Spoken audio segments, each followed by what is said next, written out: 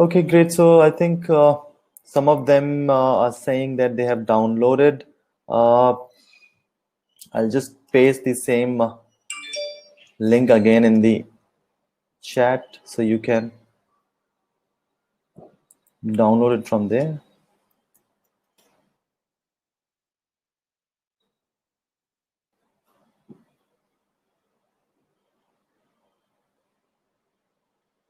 You will find the link at the top of the chat option.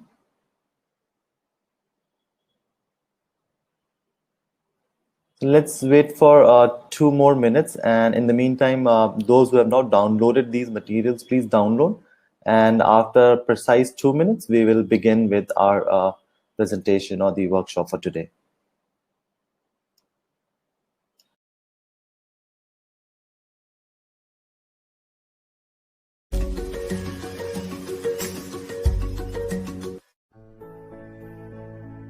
From small steps to big ideas, language is at the heart of who we are.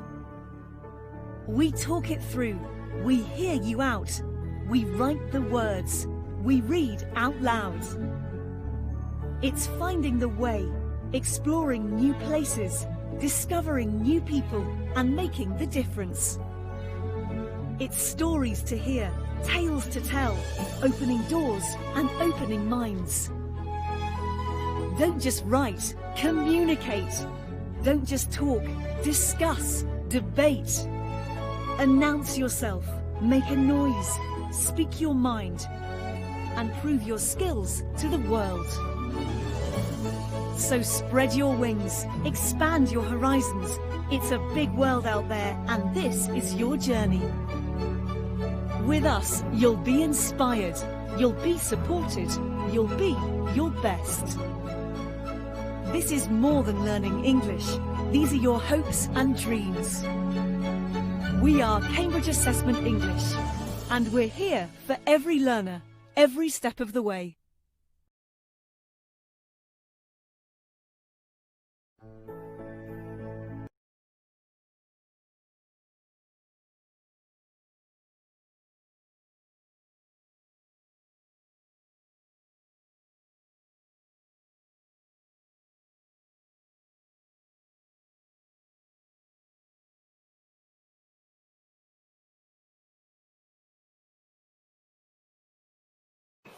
Good morning once again to all of you. I think it is time to start with our workshop today. And I'll just give my brief introduction. My name is Abhishek Gosai. I am the Business Development Manager, and I look after North India and some cities in South. And today we have come up with this training for Wiley training. And today we have Dr. Anuradha Prashant with us. And she's the management graduate with over 12 years of experience in corporate and academics. She's a marketing consultant in leading consumer good companies. Her interest in teaching span across business communication, personal selling, and retailing to research in consumer behavior. Before I hand over our platform to Dr. Anuradha, I would like to give you some housekeeping guidelines. So since all of us are working from home, so there could be some technical challenges. So in that case, please bear with us and we'll be back as soon as possible. During the presentation, if you're not able to hear the presenter or if you're not able to view the presentation, you will find a reconnect button at the center top of your screen. Just click on that, and in majority of the situation, that will solve the problem for you. In case it doesn't happen, then check your internet connection or the audio settings. So I hand over the platform to Ms. Anuradha now. Thank you. Thank you, Abhishek, and good morning, everybody. And it is really nice to see such a huge attendance on a Saturday morning, the online space. So without too much of an elaboration, I would just like to go into the session itself per se. So all of you are primarily English language teachers, right? So you must be wondering why somebody with absolutely not much of a teaching background is actually coming out to handle this session. But if you have seen the video that was playing just before we started also, I think today the onus is more on moving away from just language teaching to more of a skill orientation, which is a communication skill orientation. So, in that respect, all our roles are in creating confident students, confident personalities who will eventually get into the workspace, into the professional space also. So, in that respect, I think what we are doing, or what you are doing rather, is extremely vital and important. So, on that note, I would like to welcome you all into this session. This is quite a large audience, and we will try and make it as interactive as possible. So, please try and use the chat window. And for some activities, maybe I would ask you to request to, enable the audio button, but primarily we'll be using the chat window. So we'll get on with the session.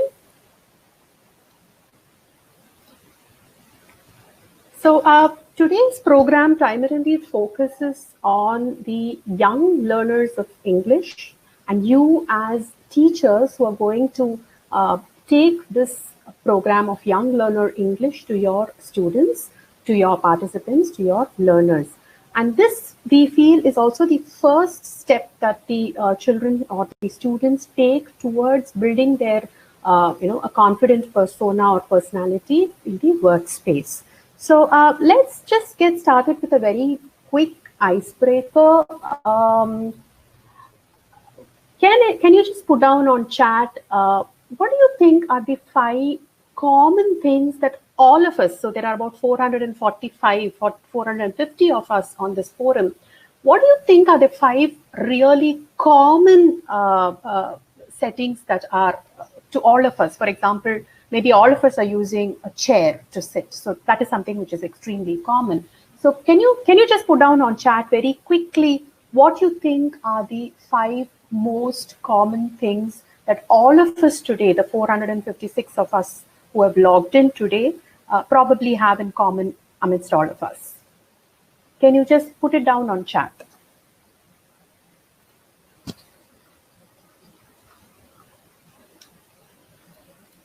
Mobile. So Renita says all of us probably are having a mobile. Vibhuti says we have a laptop with us. Yes, true. Laptop, mobile, anything else? So 2 have been done, which is laptop, mobile phone, chair. Yes, we are sitting on a chair. Most of us, I hope none of us are on standing or on the bed or something like that. Wirely, yes, definitely. All of us are here for wirely.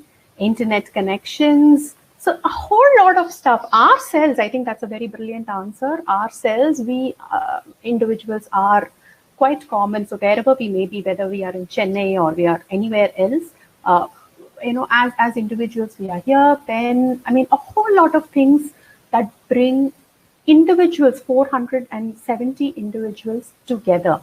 But still, we're also quite unique.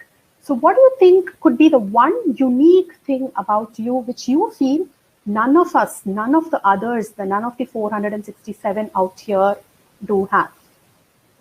Something which is extremely unique to you, which you feel none of the others would probably anywhere be close to it.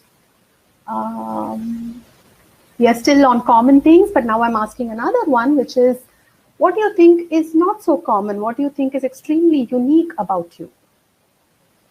Or unique about where you are? Just one thing, which is totally unique.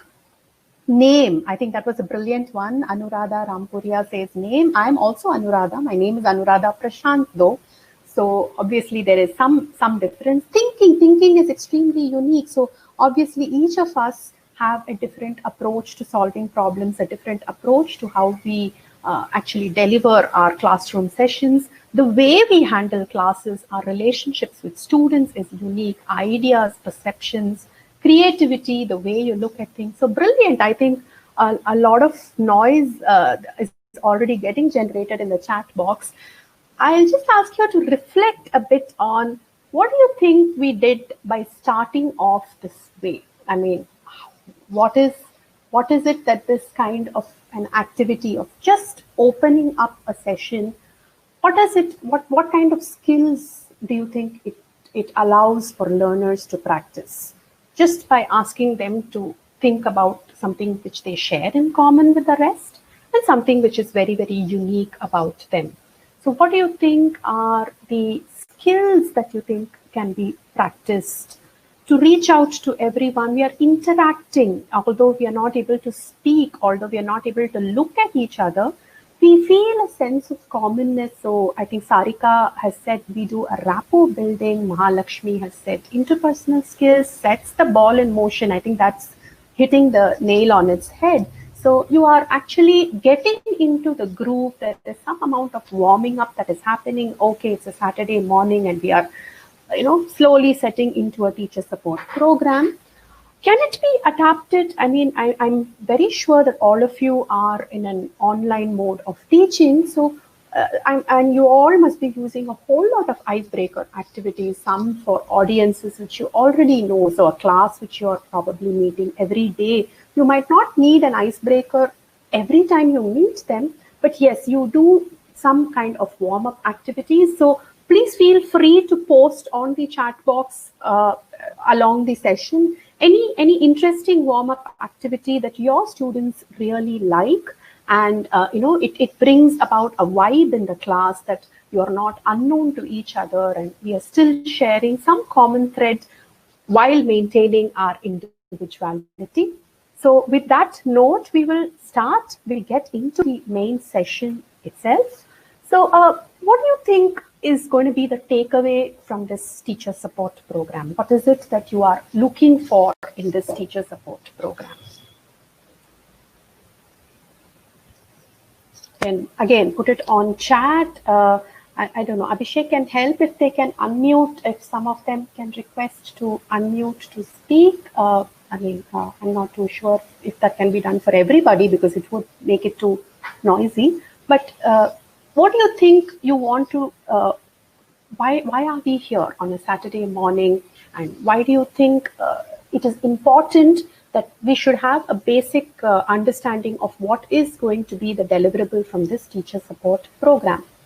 So updating the skills, all of you have been in teaching, so you would like to also learn from your peers. So there are a good another 455 of them from how do I make my class more interesting, more engaging, especially in the online world where the personal touch is lost. So I'm sure when you are in a classroom, you're able to see your students, you're able to be there. There's some physical connect, which is also we have to adapt to newer situations. So that way it is going to be an interesting session where we will learn how to make it learner-centric.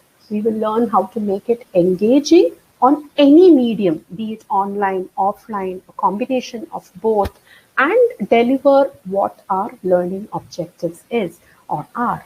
Brilliant. So we will go on. So on the outer note, these are going to be some of the aims of the workshop. I'm going to put it straight away that this is normally a longer workshop in a physical or in an offline space, which we are trying to kind of bring it down into a concise pattern for an online delivery.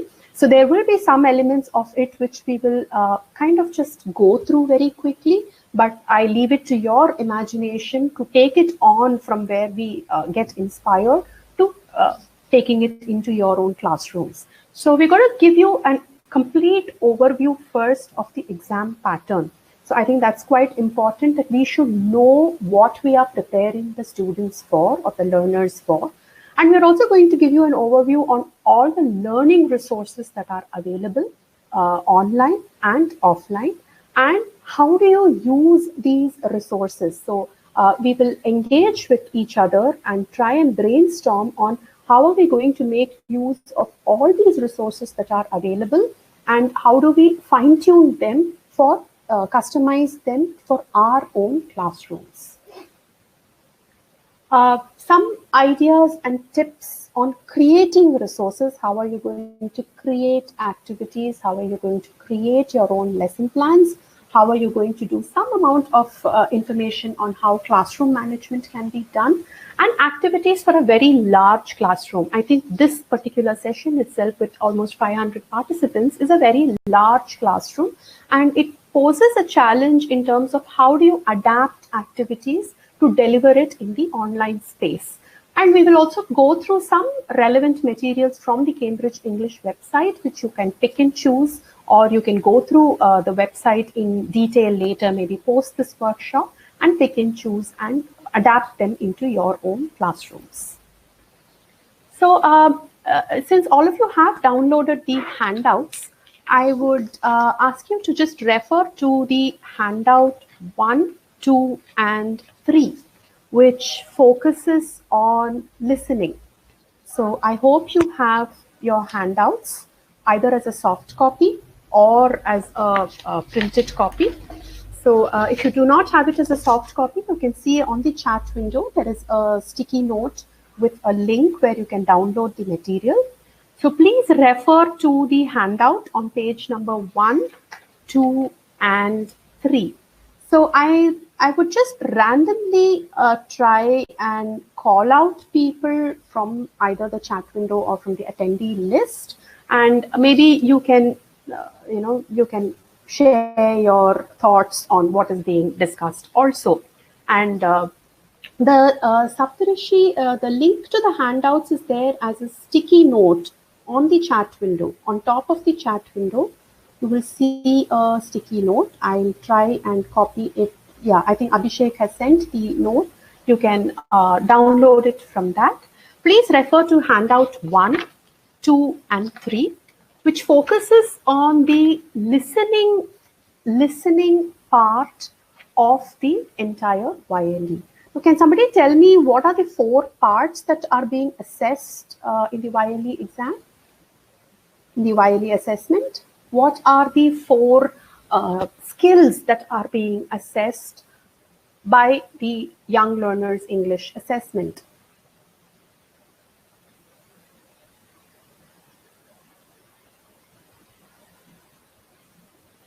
Listening, reading, writing, and speaking. Yes. So you have the listening skill, the reading and the writing skill, and the speaking skill.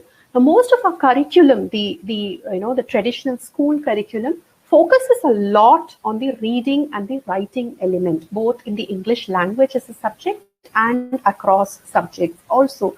But what is really a differentiator in terms of being an excellent communicator, you would probably know it much, much better, is the listening and the speaking elements. So I'll draw your attention to the parts on starters, movers, and flyers, which are being assessed for listening skills.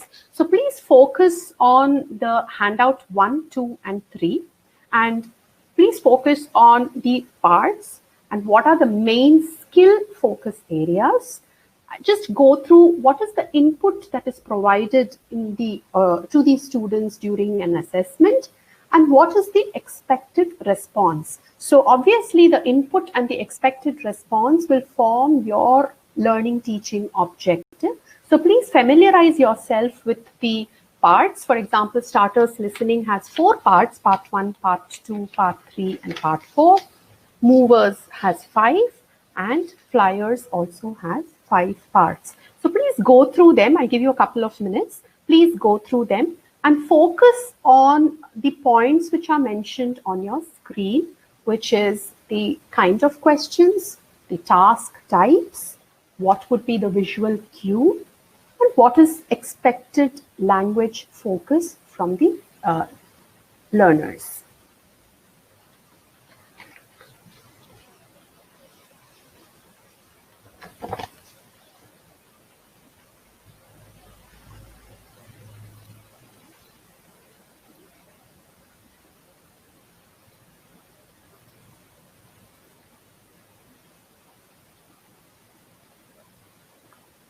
So I'll just ask some questions. If you have gone through them, I will just ask you some questions, and you can either unmute and answer, or you can put your answer on the chat box also. I would prefer it on the chat box, but if you're able to unmute and answer, then that would also be great. When you're unmuting, you can just share your name and the place where you are from and answer. So Which part and level of the YLE listening exam does the candidate have to write, say, words or numbers in gaps, a gap filling exercise? So you are asked to write specific words or numbers in gaps. Which part of the YLE exam? When I say part, which level? Is it movers or flyers or starters? And in them, which part?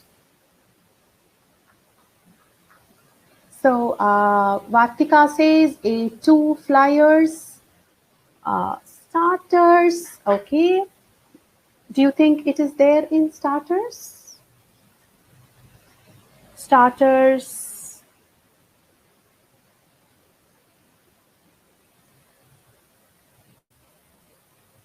Part 2 starters, okay. Part 2 movers. And flyers also, which part? There are 5 parts in flyers. Which part of flyers would require you to answer questions which are gap filling on specific words or numbers? So part 2 is the answer. Part 2, flyers and movers. Now in starters, you are listening for numbers and spelling, but you are writing more of names and numbers. So starters part 2, movers part 2, and flyers part 2 is the correct answer. In which part and level of YLE do you have multiple choice pictures and dialogues? So say you're given a picture and then you have to listen in based on the picture, and multiple choice pictures and dialogues. Which part of the YLE exam would you have it? Across all 3, if you're saying across all 3, which parts specifically? This is the second question that I'm asking. The second question that I'm asking is, which part of the YLE listening exam would have a 3-option multiple choice pictures and dialogues? So starters part 3 is right. Flyers part 4 is right. And movers? Yes, so part 4 in flyers and movers, I think Kavita mentioned for both. She said part 4 in flyers and movers, and in starters, it comes under part 3. So why have we done this exercise? Why are we doing this exercise?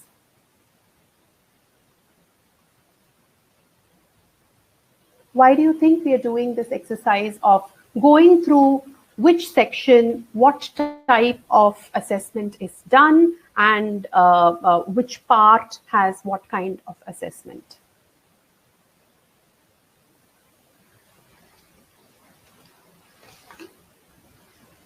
Reading skill, again, I think Kavita is coming up with a lot of quick answers. Yes.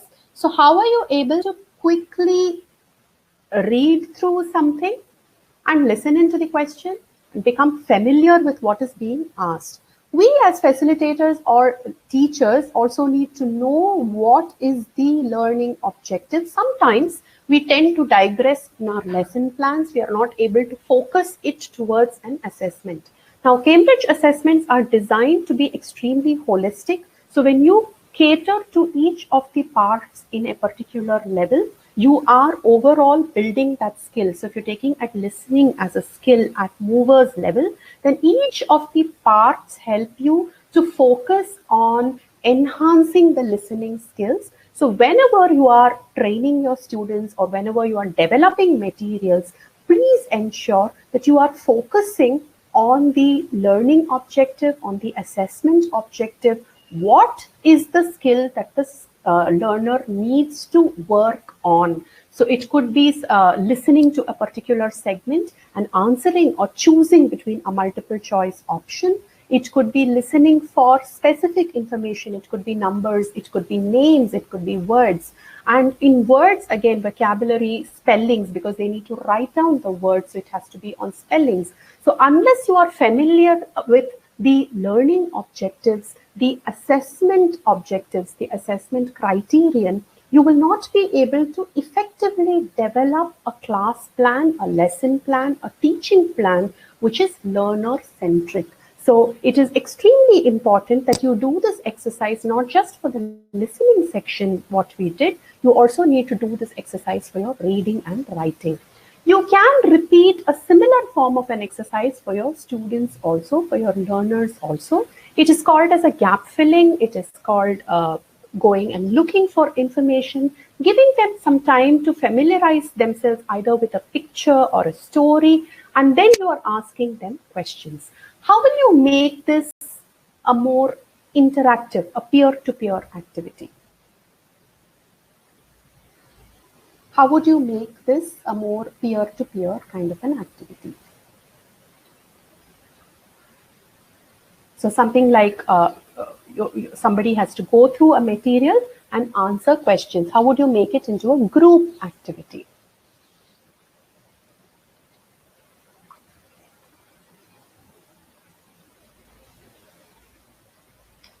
Can anybody try and unmute to speak? I mean, I'm not too sure if that can be done. Do you have an unmute button?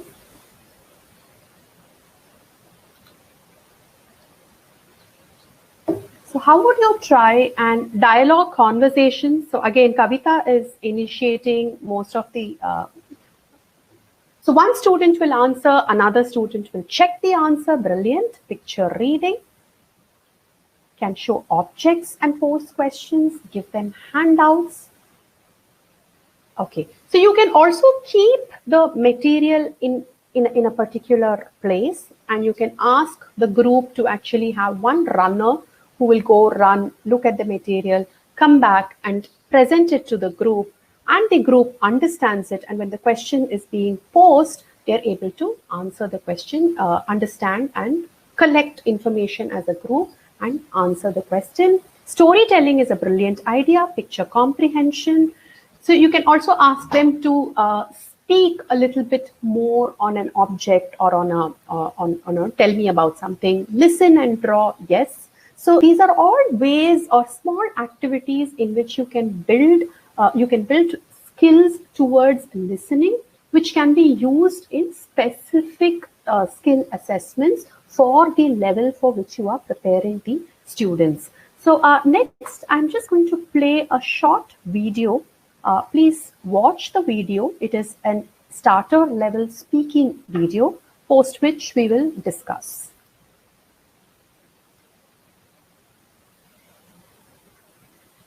Hello, this is Paolo. Hello, Hello, my name's Tracy. What's your name? my name is Paolo. Paolo, look at this. This is a living room. The boy is watching television. Here's the window. Paolo, where's the guitar? The guitar is it. Good.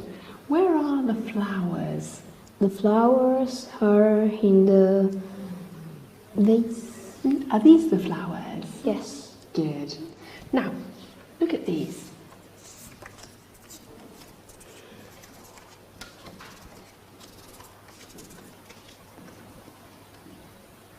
Which is the apple? This. Good. I'm putting the apple on the chair. Now, Paolo, you put the apple under the table. Very good. Which is the photo? Yes. Excellent. Put the photo between the books. Very good.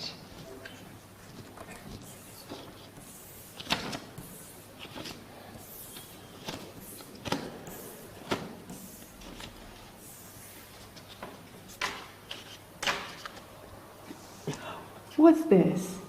This is a bag. What colour is it? Is it pink? Good. How many bags are there? How many bags? There are 2 bags. Very good. There are 2 What's the bags. girl doing? The girl is reading a book. Good. Is reading a book. Paolo, tell me about this box. The box is next to the The mat and the mat is brown. Good. Is the box open or closed? Open. Very good. What's this? This is a bike. Can you ride a bike? Yes. Is your bike old or new? New. New. What's this? This is a cake. Good. Do you like cakes? Yes, I like. And what's your favourite food? My favorite food is pizza. My favorite food is pizza. What are these? This is a sunglasses. Do you wear This is a glasses? sunglasses. No. What colour are these glasses? These glasses are red. Very good. These glasses are red. What's this? This is a bowl. Good. So, so that was a very short simulation on the speaking skill test for starters level. So this is not at the movers level. This is at the starters level. And as you have seen that, just a minute. Yeah. So as you had seen at the starters level, the conversations are more cue based, as in they have a picture in front of them, and there are a lot of conversations that are happening based on the picture. What else do you think was being the learner was being assessed for? What specific aspects do you think the learner was being assessed for? Picture identification, yes, and then so they did ask them, what is this? What else? So which part of thinking, observation, and how prompt? Yes. Listening comprehension and speaking skills? Yes. Observation, vocabulary. So they were also testing them for some amounts of vocabulary from the vocabulary list itself, which is for the starters. So if you look at a cake or a bicycle, and they're also asking them, tell me something about it. So do you like cake? What is your favorite food? So here the onus is more on the ability of the student to speak about an object and answer to the question. There are visual aids, which was a large picture which was kept, and they also had to match some of the objects. So there were a lot of cards which were kept, and they had to choose that one card which was present in the picture. They were also asked to say some prepositions, exactly. So place the apple under the chair or over the chair. So there was also some amount of grammar and vocabulary testing that was happening in the speaking skill, but it was a very natural flow that was being done. So these are all small activities that you can also present in the class. As a group activity, you can engage your class. So if you have a class of say 30, you can probably try and group them into groups of 5, and one group of students could be doing something on a reading or a writing skill. One group could be doing, based on listening, they have to color or they have to actually mark out words, etc. And one group, you can actually engage with them for a speaking skill by showing them some objects, asking them to match. So this was at the starters level. At the movers and flyers level, they're also asked to form a sequence of stories. So it could be something like, tell me what is happening and, how many people are there, etc. So we will go into that in detail in the course of the session. But these are all just introduction to activities and linking them to the actual objective of each section. And in each section, the learner is exposed to certain tasks and how they fulfill those tasks. So again, these are all activities that can be incorporated even into your normal English language class, wherein say you have the English language textbook and there is a picture over there, or there is some storyline and then there is a picture over there. You can ask the class, what do you think is happening? Or do you see a duck somewhere? Do you see a tree somewhere? What is under the tree? What is over? So you can add a little bit of these elements even in your normal, your course curriculum English language class, where you are encouraging this child or the learner to think based on a visual cue related to their own personal experience and come back with some kind of an response to the question that is being asked. They're also being judged on how focused the child is, the learner is, towards the task. So I'm showing a task, and is the child distracted or focused? They can be asked to describe the picture. They can be asked to summarize the picture. They can be asked to weave a story around it. You can ask, what do you think would have happened just before this particular incident? So it is quite effective in boosting speaking skills in children. So at the starters level, maybe they would be answering in words and not exactly complete sentences, a couple of words, 2 or 3 words put together. But you start slowly encouraging them to answer in complete, build a narrative, build a story around it. And I think that builds a lot of confidence also, because there is a lot of visual cueing, and learners do develop these skills with repeated exposure. So try and build these activities even in your normal English language classroom, not just specific for YLE training, but on your normal English language classroom. You can ask them to look out of the window and describe the scene outside. So you don't even need extensive resource material, but try and have a plan for injecting interlude kind of activities which are focused on skill enhancement and skill development. Ensure that the vocabulary list for that particular level is incorporated. So if the words are like, I could have done this, or the bird could have, the bird could have been blue in color. So ask questions which will prompt the learner to use, to search, to look for vocabulary which is level specific. Sometimes what we do is we ask questions and the learner answers, but they do not use the language or the grammar or the vocabulary which is meant for that particular skill list. So if you go back and look at your handbook, so the next thing that we're going to come about is I'm going to take your focus to the handbook that you're going to have.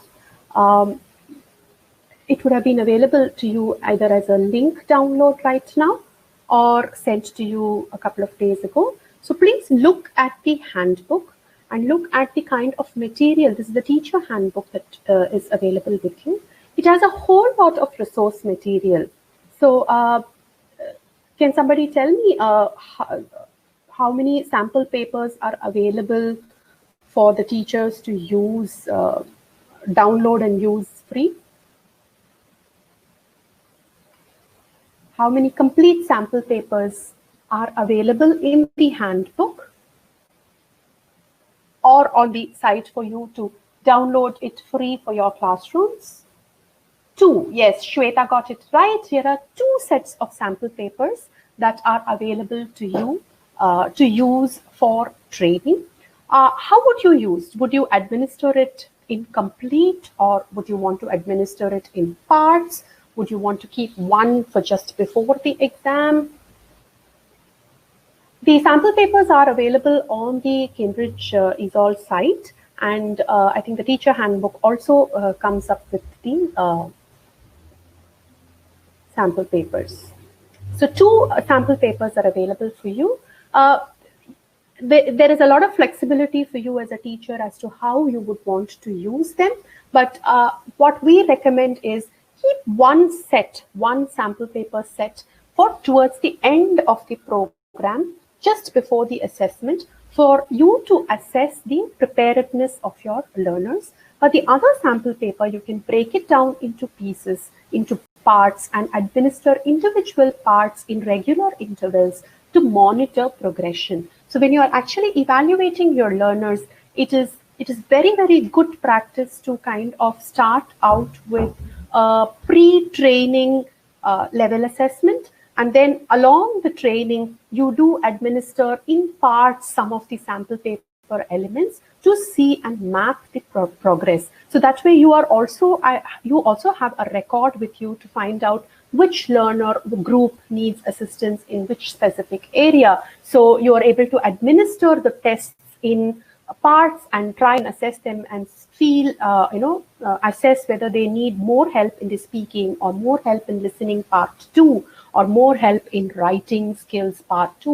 I mean, you can make the judgment for your class. No two class is the same. So it helps to have a regular monitoring activity.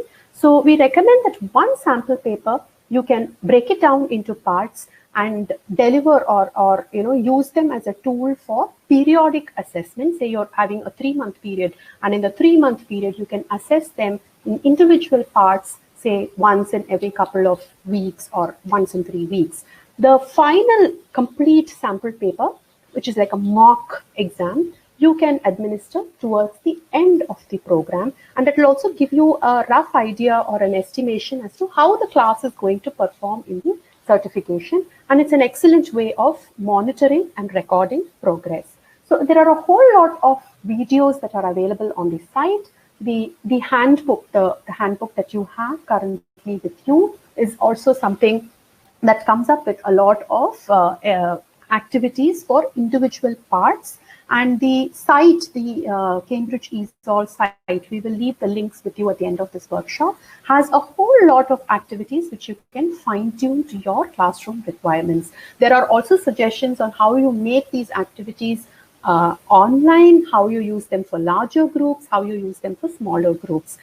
Wherever you're finding that participants are a bit inhibited, they are not exactly responding to the activity in your way, you can fine tune the activity. You can look for an alternate activity on the same site.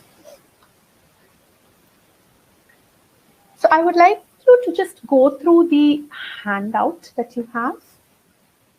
Just take a minute, go through the handout.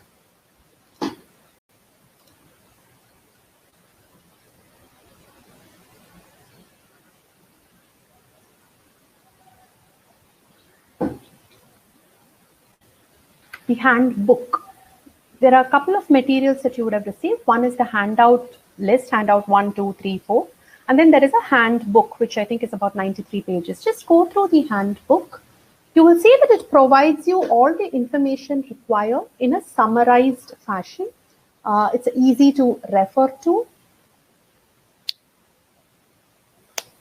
So Amina Chisna also says that they have an interesting concept, which is they have a pre-mock exam and an actual mock exam. So I think you will have two bandwidths to assess, and you will see if the entire training towards the assessment has resulted in skill enhancement. So that's good.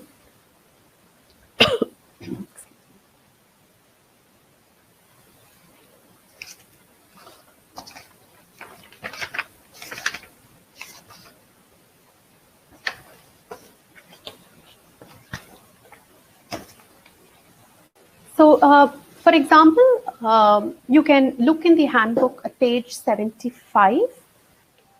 Page 75 of the handbook. You will see a summary of the Flyers speaking test. If you see page 75 of the handbook,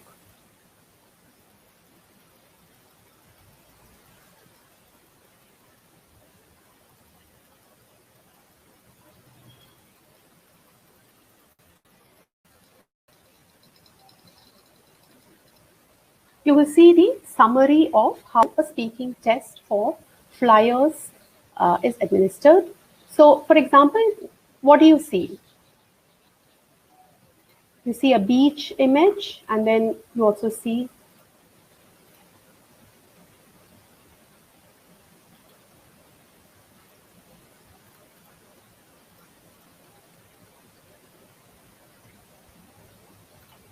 a beach image, and you will see a set of space, something to do with alien space. Now, there are no dialogue bubbles over there. It's just a series of 3 images, and they're asked to look at these pictures and come up with a story. And you also have a criterion as to how the scoring is done. So how is the response?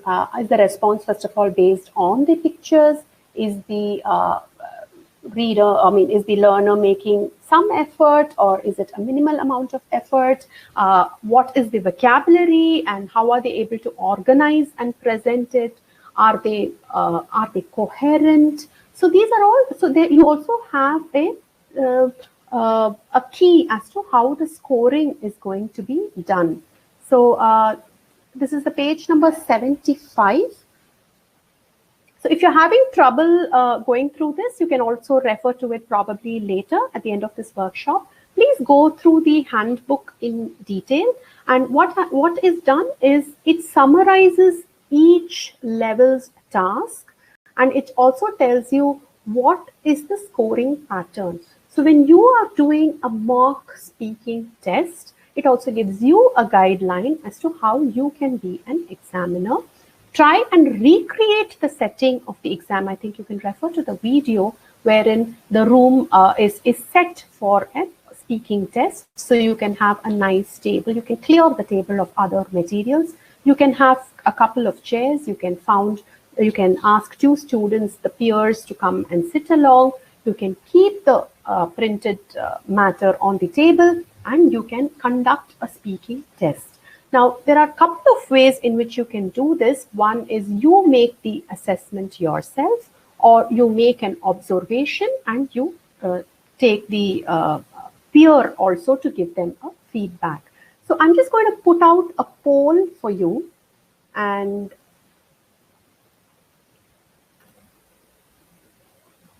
you can answer this poll. I have just put out a poll for you.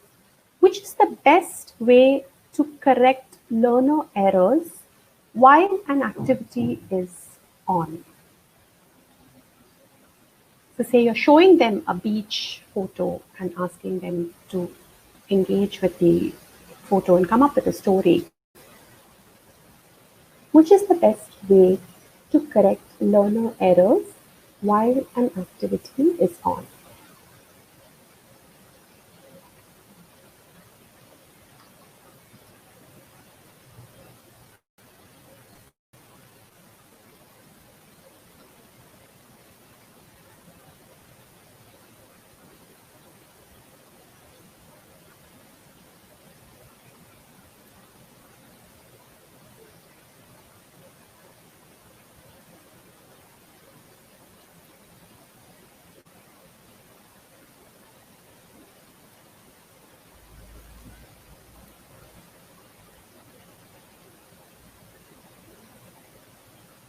Okay, so I'll just end this poll right now. So almost 85% of you had stated that it is a good practice to note down the errors, put them out on the board, and get the peers to come and address it. Why would you think that works better, or why do you think that on-the-spot correction would not be a great idea?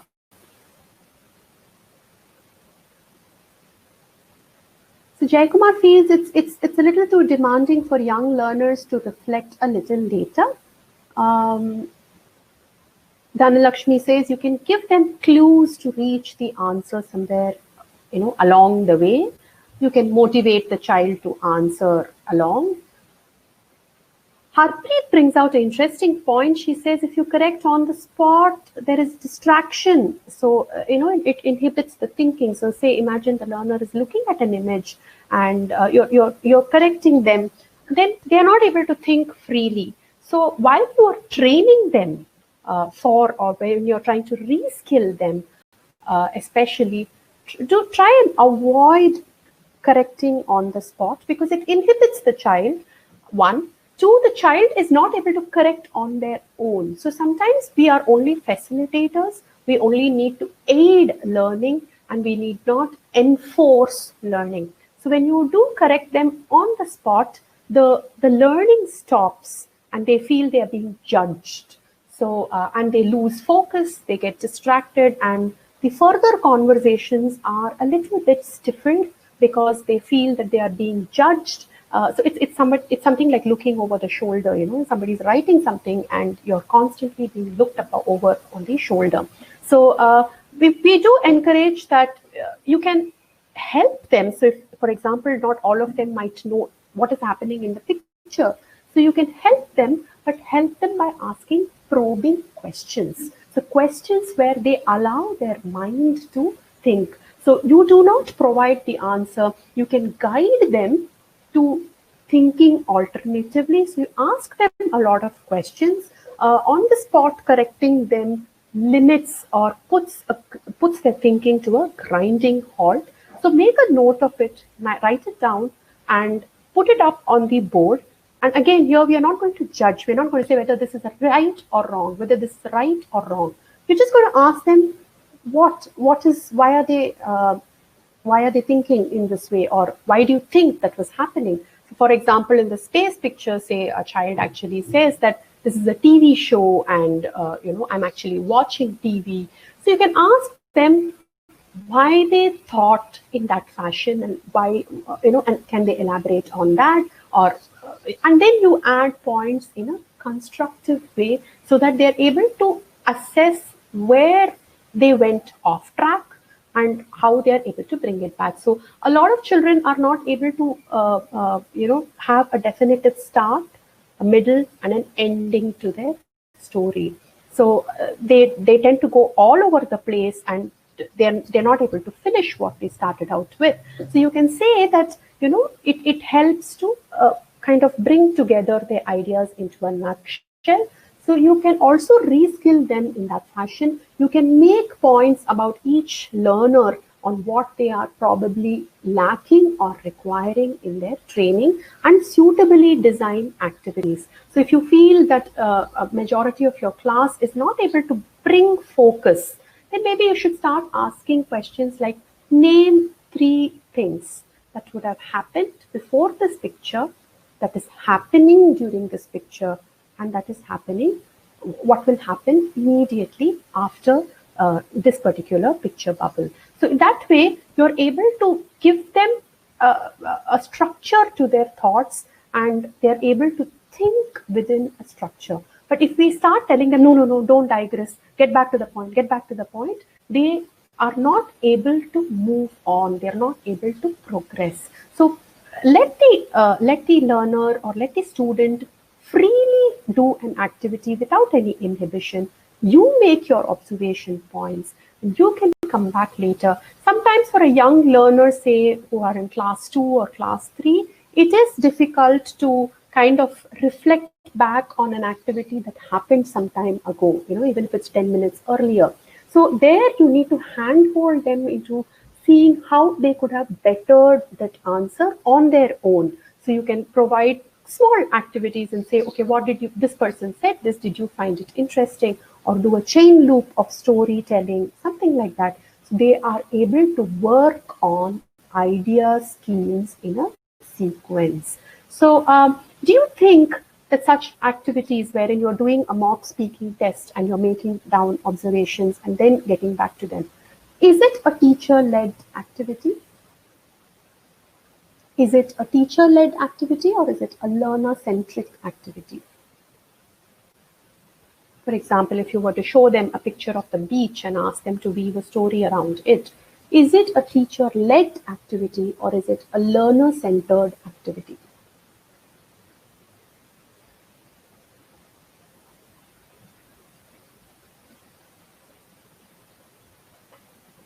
A learner-centered, Padmapriya says, learner-centered activity. You can build some amount of interaction with peers. You can ask them to have some amount of 3 or 4 students actually coming up with a storytelling. A teacher-led, I wouldn't say a teacher-facilitated activity, because you are not doing the talking. You as a teacher are only asking questions and allowing the learner to think and respond.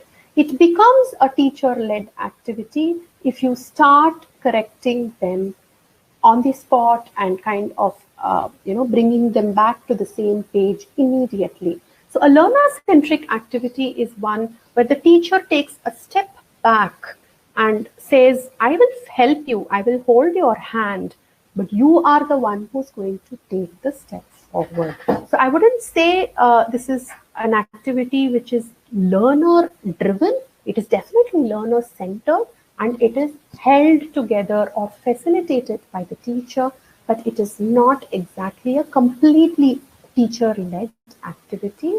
What do you think this activity boosts apart from creativity and speaking skills?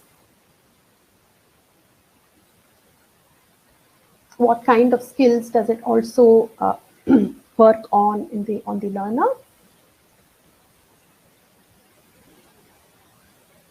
So Malini says if students are allowed to add sequences to the story, then it's learner-centric. Yes, so you can actually make it a peer learning exercise by asking 5 or 6 students to sit together and each student adds their own segment. There is a lot of confidence, there is a lot of thinking skills that gets promoted. We've also noticed that children who do not respond in class to subject matter do take time out to imagine on alternate visual cues. So especially when you have a visual cue, it aids in thinking. So there is a lot of spatial thinking that is used. Do you use this often in your class? I'm sure some of you must be using it in your own classes also, or most of you must be using it. So what is the response? I think as young learners, they do break the fear or the inhibition background. If you feel some of your learners are slightly conscious about social settings, you can pair them up with 1 or 2, or you can even do an individual one-to-one conversation. The idea is to make the learner speak a little bit more about his thoughts, his or her thoughts.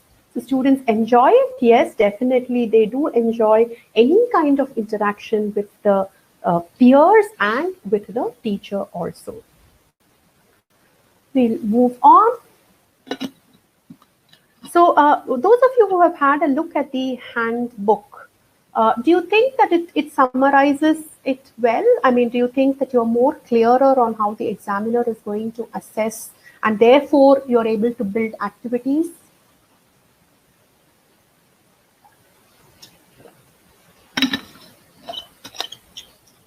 The page 73 that you saw in the flyers speaking test, do you feel that kind of summarization with indicative scoring pattern that is done, it will definitely be of help to you in your lesson planning.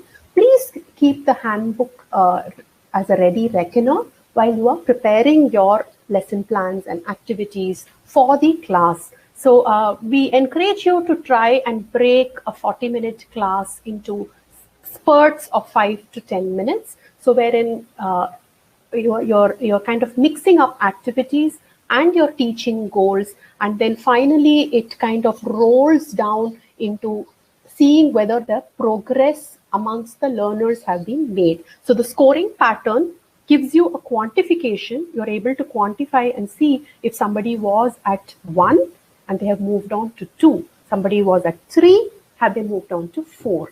So please have the ready reckoner. It helps you to keep focus in the class. So split the 40-minute class into chunks of 5 to 10 minutes and keep the last 10 minutes for quick assessment, a quantification, so that you are able to bring your learning methodology or teaching objectives to actual delivery of what is required towards skill enhancement.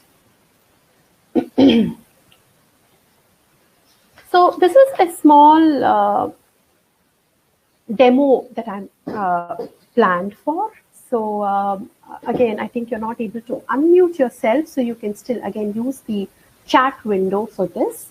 Now, how I'm going to show these pictures and you can complete the sentence. So for example, the first picture, I hope it's clear. It's a branch of a tree with a lot of vibrant birds sitting over there. And the second picture is of a boy, a little boy, looking through the binocular. And I start a trait. I say, that day when I went for a walk. How would you complete? So I'm asking you as a class to complete the first sentence. There is an example I've written. I could see some birds, the tree. Ambika says, I could see some colorful butterflies. Any other way that you would want to complete this sentence? So I go about in a class and I say, that day when I went for a walk, I had so much of fun and enjoyed watching the nature.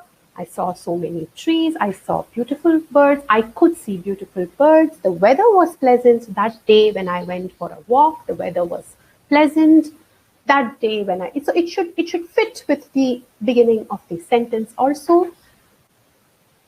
I used my new binoculars to see beautiful trees. I saw some colorful birds. I met my friend. I saw a tiger. So many things.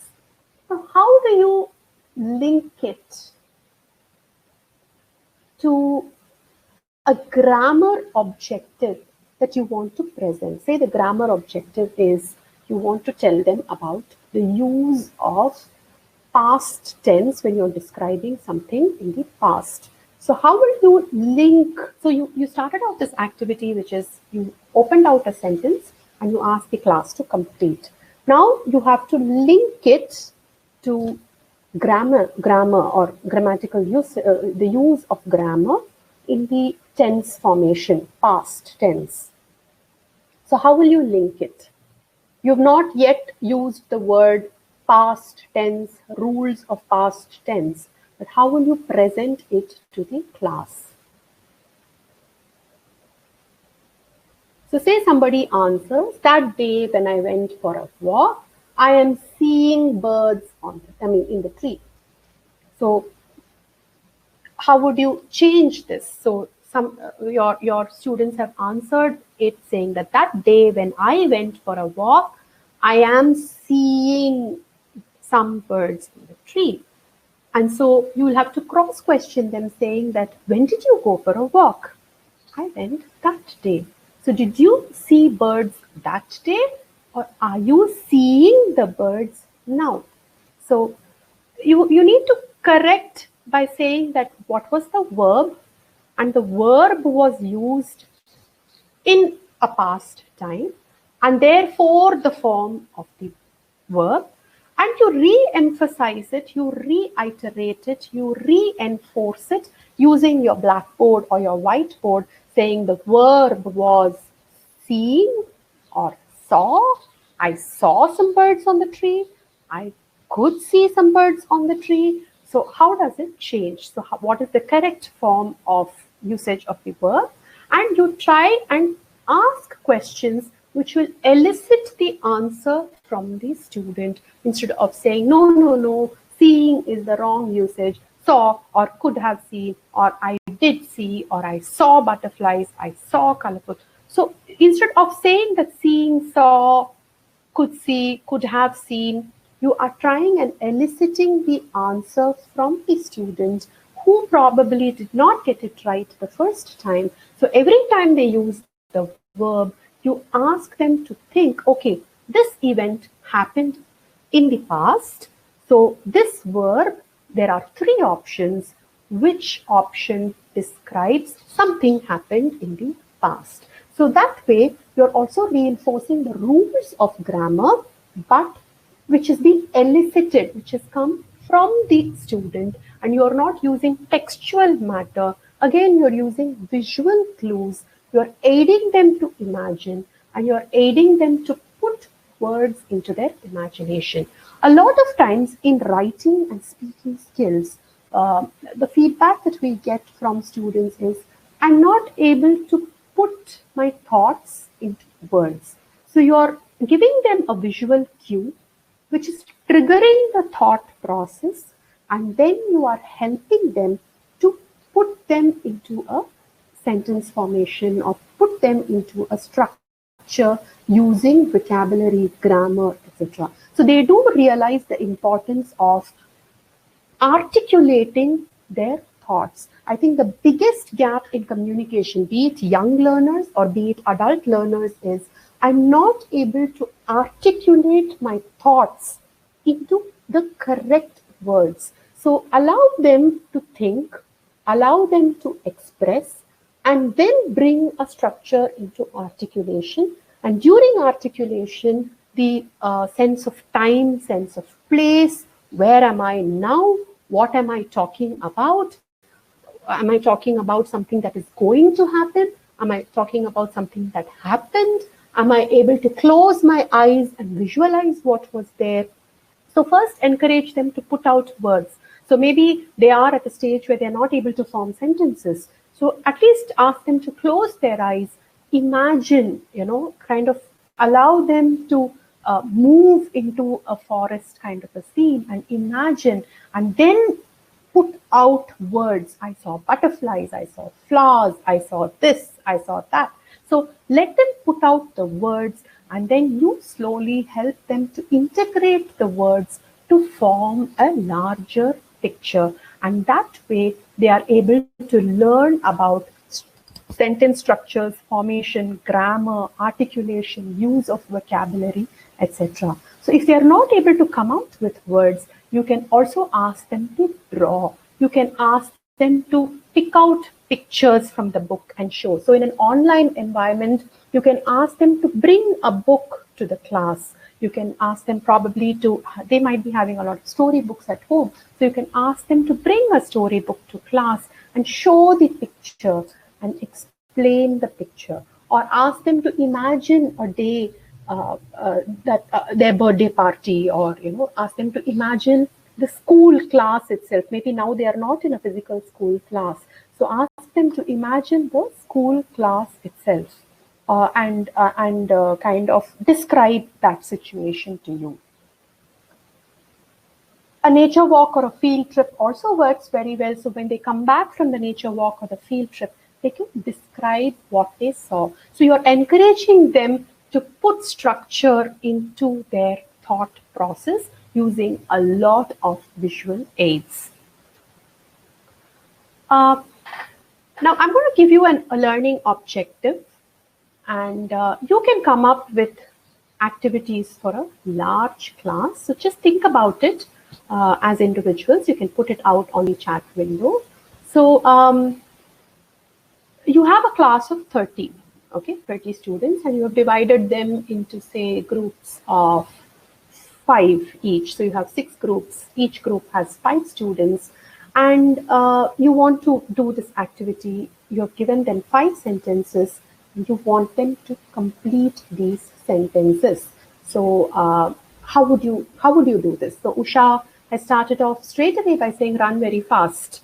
So when I was younger, I could run very fast. So that is a way of completing it. I'm saying that you have to make it into a group activity and deliver the group activity so that they learn the usage of the the grammar structure could. So I want to teach them how, where you use the grammar structure could. So when I was younger, I could cycle long distances, okay?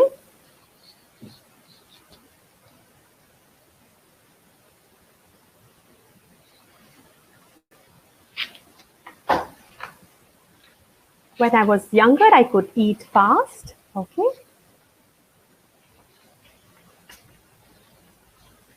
Swim for a long time. When I lived in Shimla, I could.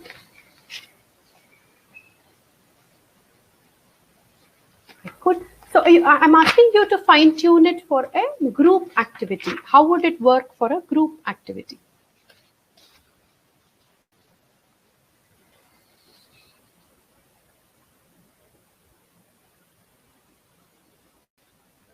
Students can interview each other with these questions. That's a nice idea. Dimple can. Okay. So these one is you ask them to complete the sentences, but I'm asking you, how would you make the entire task a more group where each learner is actually involved? Each one could make a sentence, okay, spin a yarn. So you're asking them to weave it into a story quickly, yeah. A group discussion, an Essay writing, wonderful. Construct funny sentences. I think that's quite interesting. So when I was younger, I could not have gone to school, something like that. Passing the parcel, I could binge on junk food. You could also do a dumb charades kind of a mime. So you can call out one student from each group, show them the incomplete sentence. They have to make a complete sentence and they have to mime it out to their group members and they have to guess. So whichever group guesses it easier also. So this way, in the action, they will have to show the usage of the word could. And how do they show the usage of the word could? So when I was younger, so automatically it is not about now, it is about past. So immediately in the miming, they do this. When I was younger or when I lived in Shimla. So the hand goes back, when they start miming. So the hand immediately goes back to a time phase when they were not in the present. And you could compare and contrast it with when I will be older also. So they are able to sense that could cannot be used for something in the future. And when I was, I could. My father was a little boy. He could. When my friend was a little boy. So they're able to contrast the past and the present. You could link it up with a tic-tac-toe as Muzammil has mentioned also. So for every group that gets it correct, you can, either, so you can actually make it into two groups, say 15 students on this side and 15 students on this side. This is the knots group and this is the crosses group. So every time they get it right, they get to choose where they can put their cross or not. So this way, all the learners are involved in the learning and you will have to link it. Obviously, all activities cannot be left hanging. You need to link it with the teaching objective, which is grammar. My audio is not clear. Can you hear me? I think a couple of them have mentioned. Okay, so you can show different kind of games. You can put pointers. You can encourage the competitive spirit also, and that way all the learners are engaged. And when they are engaged, you are also re-emphasizing the grammatical point, which is could, will, would, past, present, future, etc. And the learning is more experiential, and because it is experiential, it gets ingrained and there is a better reflection of the teaching methodology. So this is something that you can think about in your learning plans, in your lesson plans, and we'll be coming to it as to how we can make a nice, kind of a lesson plan. Now, one of the challenges that we have often been asked is, how do I make this work online? Okay, how do you make this work online? And in online, it depends on what kind of software you're using for your schools. It could be Microsoft Teams, it could be Zoom, it could be Google Meet, etc. So if you are working on, say, Microsoft Teams, it does allow for you to select some participants, ask them to switch on their video and audio, and you can play the game, only they mime, only those with the video mime, and that group answers, and you share a leaderboard. If you are on Zoom, you can actually ask them to go, you can create breakout rooms, that is, you can create smaller rooms where they discuss as students. I'm not too sure whether Zoom is practically possible with very young learners, but maybe around class 6 onwards, it is fine. But if you are looking at very, very young learners, then just asking them to toggle their video and audio and giving them more kinesthetic activities to do. So they are very excited to do something very physical. So if it's miming or if it is drawing, you can actually make a Pictionary and ask them to draw and think, and they are able to use the activity to understand the grammar behind it. you would have noted that we don't start by saying, okay, this is a grammar class, we are going to see the usage of could. That makes it very, very boring. So here you are trying to use activity, you are making the learner answer, and then you are linking their answer, their experience to the grammatical concept. And therefore, the learning is much, much, much better. So Savita has asked which tool to use in G Suite. So in G Suite, I think you will be using Google Meet for a live classroom. You can also try a whole lot of online puzzles and riddles that are available on the Cambridge eSolve site, and you can accordingly use them.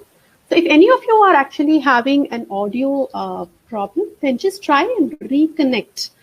There is a reconnect button on your window. You can press the reconnect and maybe the audio issues will get resolved automatically. So these are all ways in which you can make a grammar class, which many find it daunting. Many find it, how do I make a grammar class interactive? Stories and, the non-detailed section of English is quite interesting, but how do I make a grammar class interactive? There are a whole lot of videos that you can build in also. The student can make a nice, you can get together two students to come on video, on two video panels, and they can mime to each other like a story also, and they can share the video. Or you can mime and they can guess. That also they can do. You can play a hangman of sorts also, where you do not even need a whiteboard. So you only mime and they guess the letters of the word that you are miming. That is an excellent vocabulary builder tool. We will come to it in some time. So I would like you to go through your handouts, not the handbook, the handout, to handout number 12. Handout number 12.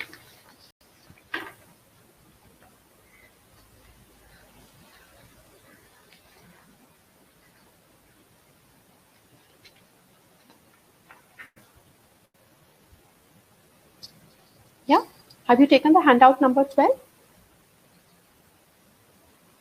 So what is it about?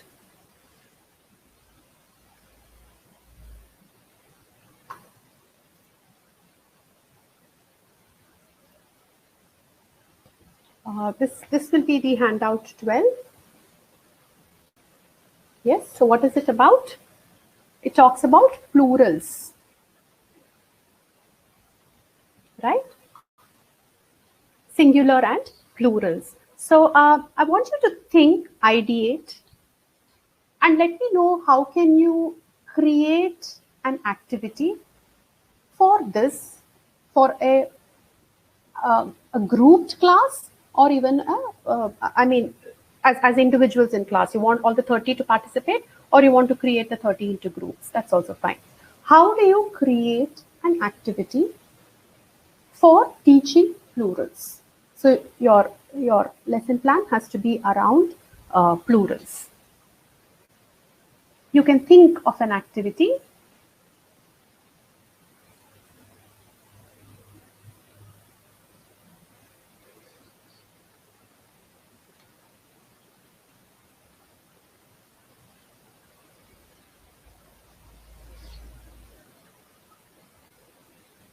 Bingo, okay?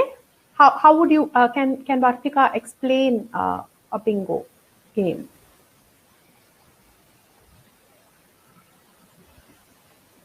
Asking to get concrete bingo matching picture cards with the help of classroom objects on and many, yes. Tell them to share their happiest moment. I will make it a scavenger hunt and ask them to get easily available material at home. Yes. Old MacDonald had a farm. I think that's a very nice idea to teach singular and plurals. But I'll also like you to focus on the fact that at any particular level, the singular and the plural has to focus on certain set of vocabulary words. So when you'll have to refer to your handbook for that level. So if you're doing movers, and or if you're doing flyers, then the vocabulary for that level has to be incorporated in. And here we are looking at plurals, both in the spelling and the knowledge of the plural. Please send the handout. I thought there was a link for the handout. I'm just pasting that link in which you will be able to download the handout.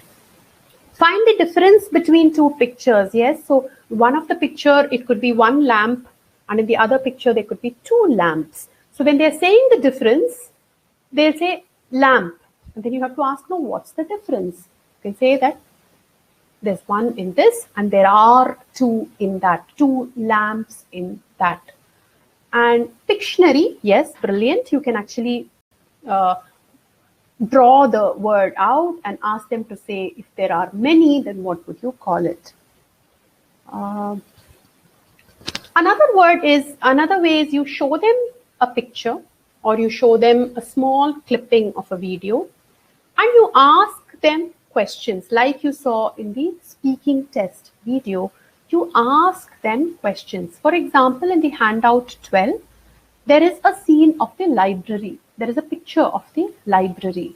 And you can ask them questions which will elicit the answer magazine or magazines.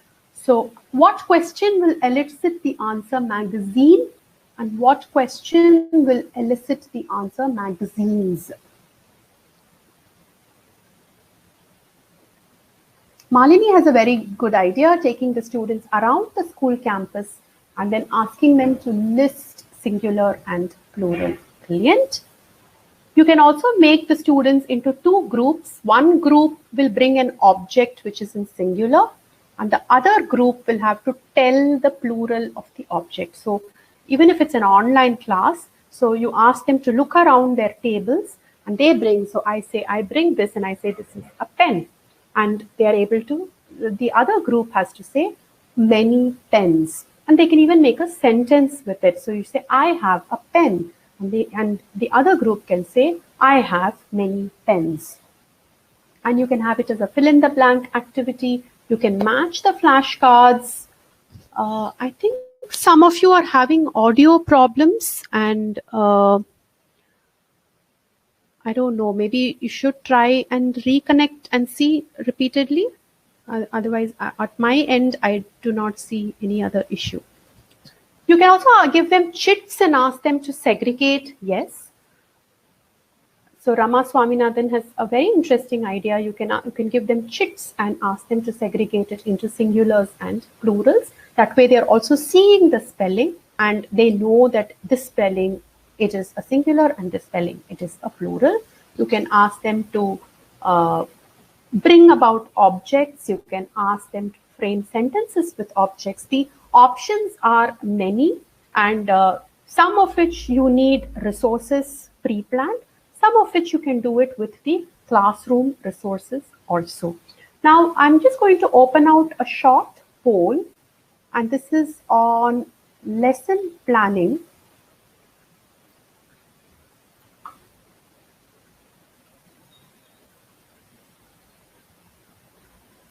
Please tell me what, according to you, is lesson planning. What, according to you, is lesson planning?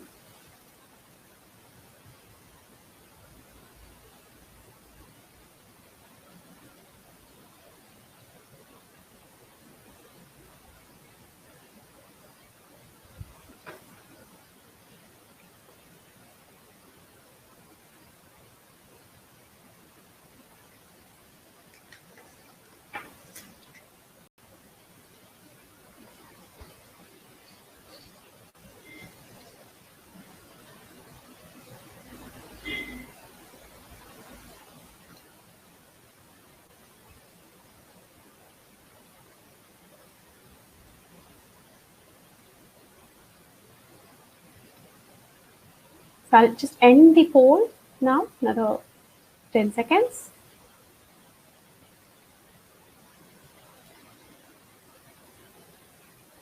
So almost 91, almost most of you have said that it is aligning learner objective, learner engagement, and delivery.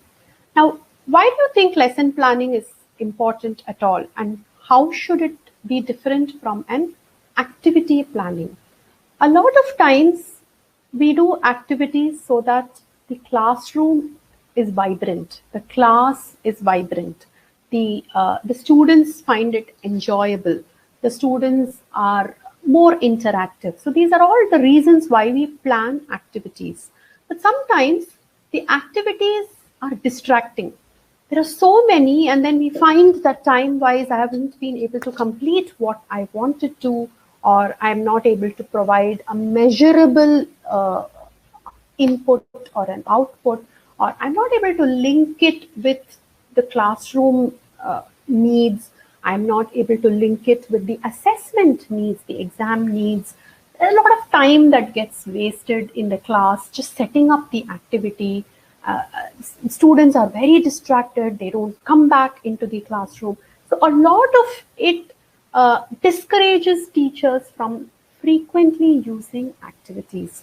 And some of us do find it demotivating because we are not able to sustain it. So maybe 1 or 2 classes we are able to do activities, and students keep expecting this teacher to come about with more and more activities, and then we find that we are lagging behind in syllabus completion or etc.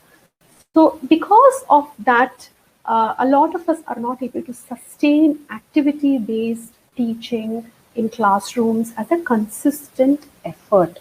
Now, for that, for addressing that particular issue, we need a good, effective lesson plan. When I say you need a good, effective lesson plan, you need an opening, you need an objective, you need a structure of delivering the objective, and the activity becomes a part of the structure. The activity should not be the structure.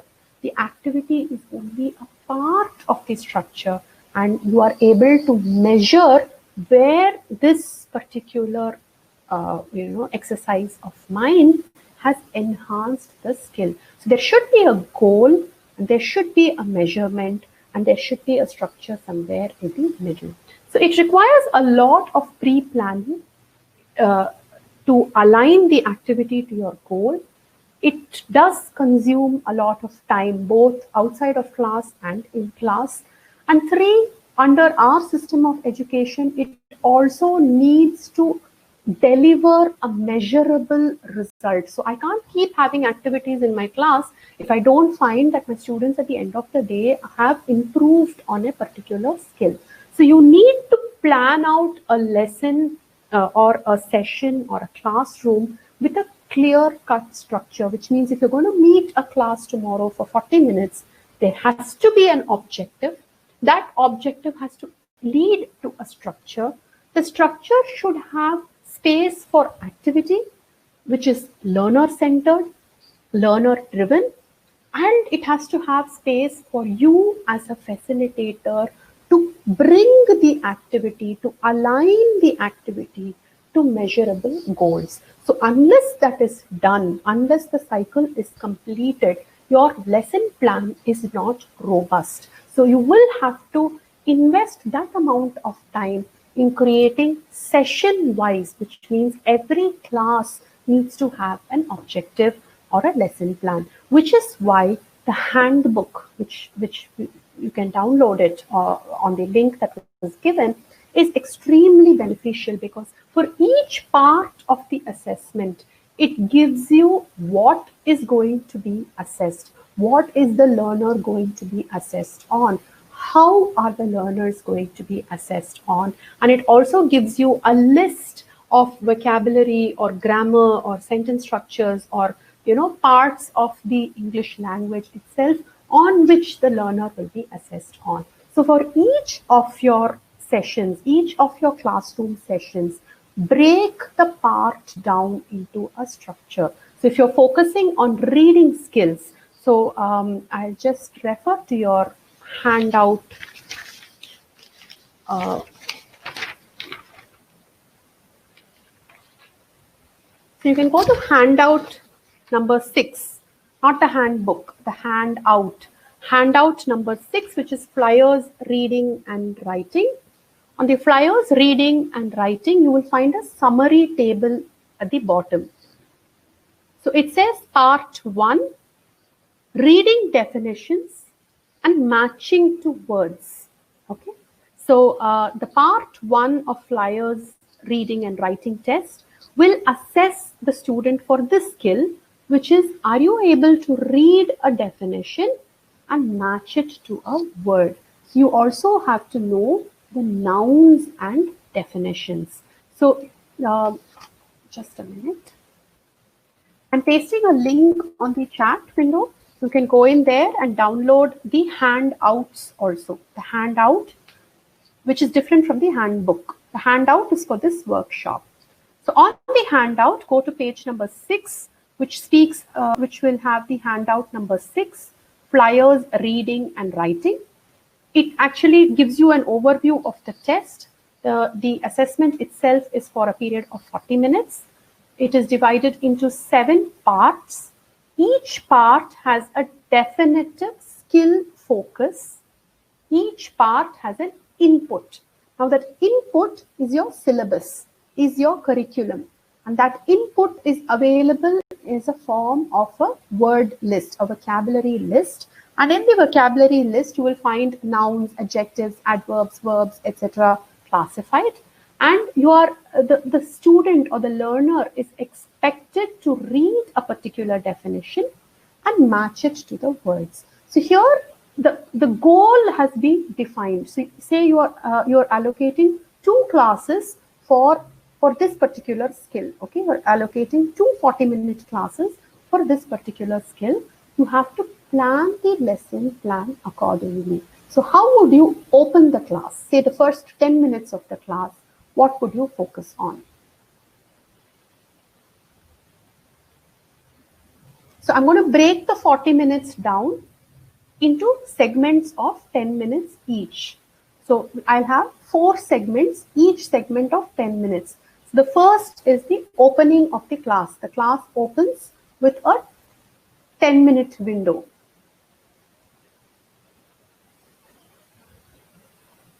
So what would I do in that 10 minutes? The first 10 minutes of a class wherein I'm going to handle this on, you are going to read a definition and match it to a noun. So identification of nouns, interaction, doing an energizer, okay.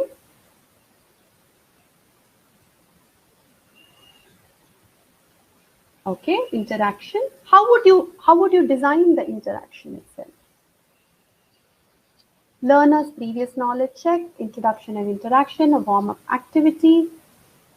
You are going to introduce nouns. How will you introduce nouns through an energizer?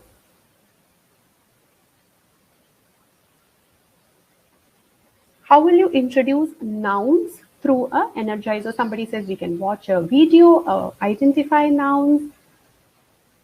Malini says, I would discuss the objective of the session. So we will say that, okay, we're going to look at nouns. We'll have a circle time. Ask them to write some things that they have in their bag, okay? List out the nouns that you're seeing around. Name, place, animal, thing. You can ask them to, you can draw 4 shapes on the board, you know, a circle, a triangle, a rectangle, maybe a kite. And you can ask them to write name of their best friend, name of an animal, name of a place that they have recently been to, or name of something that they recently bought. And you ask each of, so they populate, you know, the circle becomes only persons' names. The triangle becomes only names of places. So you have multiple ways in which you introduce the concept of nouns. You also show them pictures, you can do dumb charades, you can do dictionaries. So a whole lot of activities for the first 10 minutes will be an energizer, will be a kinesthetic activity. The children are moving about, moving their hands, moving their legs. And they are trying to come up with a whole lot of words which you will introduce as nouns. Now, when you introduce them as nouns, the second 5 minutes, you will actually set the rules. So it could be capitalization of the first letter, or it could be what does it mean, or it could be collective nouns. It could be, these are all, nouns of names of places, persons, things, or animals. So when you look at things, you can introduce collective nouns. You can introduce concepts in the next 5 minutes, because immediately after an energizer, they are pumped up and then they will get in. You can also give them alphabets and ask them to come up with names of places, animals and things, etc. also. And then you will ask them what the noun does. Okay, so you're linking the noun to a verb. You're also you're asking them to define the noun. You say, they said, they gave a name, they gave a name, Karina, and you're saying, okay, tell me whether Karina is tall or short. So you're taking from their list, which they prepared the first 10 minutes. After the first 10 minutes, 5 minutes, you kind of structure it around the fact that we're going to see nouns. What is the definition of a noun? And then you use the list that they created in the first 10 minutes to define how the noun can be described, how the noun can be defined. And then you have another activity in which they actually do what is the skill focus, which is reading a definition and matching it to the word. So you ask one group to define Karina. Okay, so they're saying Karina is wearing a blue color frock, she is tall, she's short, etc. So they define the noun, and then you ask somebody from group number 1 to go out of the class for 5 minutes, and they come back in, and you ask them to ask questions, and then they match it to who is Karina. So you can do some activity somewhere in the middle of the class which focuses on the skill, and then you wind up the last 10 minutes by linking the concept to the skill focus area with a small assessment that you have pre-planned. The assessment could be a fill in the blank, could be a gap filling, could be a picture-based gap filling, could be a video-based gap filling, could be a listening-based gap filling, could be where they read a description and they are trying to write down their name. So you have broken the class into 4 bits of 10 minutes. And there were 2 bits of 10 minutes in which alternating bits of 10 minutes where the learners were coming up with information. The learners were eliciting information. The learners were interacting. And there were 2 chunks of 10 minutes where you introduced the concept and you also assessed if the introduction of the concept has gone in and kind of materialized into a skill enhancement. So the last 10 minutes that you are going to give them some activities can be from the assessment itself. Can be, like I said, that you had one sample paper, right? So you could use parts of the sample paper, or you could use material from the CSOL site. You could use material which is available in the handbook, which you could use material which is available in your normal school curriculum textbooks, wherein you are asking them to identify the nouns based on a definition. So they can circle them out. They can circle the odd man out. They can circle the collective nouns together. So there are so many ways in which you can wrap up the lesson, the class, with a final skill enhancement session wherein you are giving them actual activities or actual tasks which will be required in the assessment. So the first 3/4 of the class is more of learner-driven, facilitator-driven, learner-driven, facilitator-driven. And then you end the class with a measurable goal. So you have tied in place. The next day when you come, as I said, this particular skill you have devoted 2 classes. So the next day when you come, your icebreaker activity could be a check-in, could be a reminder of your previous day's activity, wherein you are bringing that material back in and you are assessing them again, and then you are tying the loose ends, and you also upgrade on the second part, the linked skill along with it, wherein you are probably asking them to frame sentences with the noun, or you're giving them gaps to complete where you're doing a match the following, etc. You're reinforcing that skill area. So without having a lesson plan, it is very easy to be all over the place. So this entire teacher support program is for you to use all the resources that are available in the form of a handbook, in the form of a vocabulary list, in the form of resources which are available online, and come up with robust lesson plans which will have a definitive beginning, which will have a structure which you provide, and which will complete with a reinforcement of the skill that you targeted to work on. So you can actually create a structure, a monitoring structure, in which you say, do I have a pre-class or a pre-lesson plan objective? Was the objective delivered in the classroom? So what elements of the objective is being delivered through an activity? What elements of the objective will I deliver as a teacher or a facilitator? Was the skill level assessed at the end of the lesson, and was there an improvement in it? This has to be consciously done for every lesson or every session that you plan. So for if you're dedicating, say, 20 classes towards YLE preparation, and you have split it equally amongst all the 4 skills, which is reading, writing, listening, and speaking, and each skill has, say, 5 sessions, and in each skill you have 5 parts. So each part will take 1 class. So that class has to have a definitive structure to it, so that you can finish the class and say that, yes, there was a skill enhancement on this note. If you have any doubts on this, or if you have any further ideas, please put it on the chat window so that we can address them towards the end also.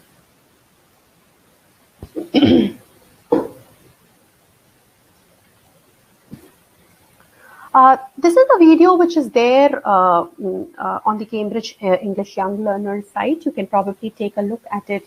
Either I'm not able to play it right now because of paucity of time, but you can have a look at it. It is available on the Cambridge English Young Learners site, the CSOL site, and you can use it in your class because it's got a nice rhyme to it, and you can use it in your class wherein you hear a nice musical that's playing, and then you ask them, you elicit the learners to come up with words from the material that they have heard also. So Sheetal is asking, do we have any specific formats for making lesson plans? There are multiple formats available online.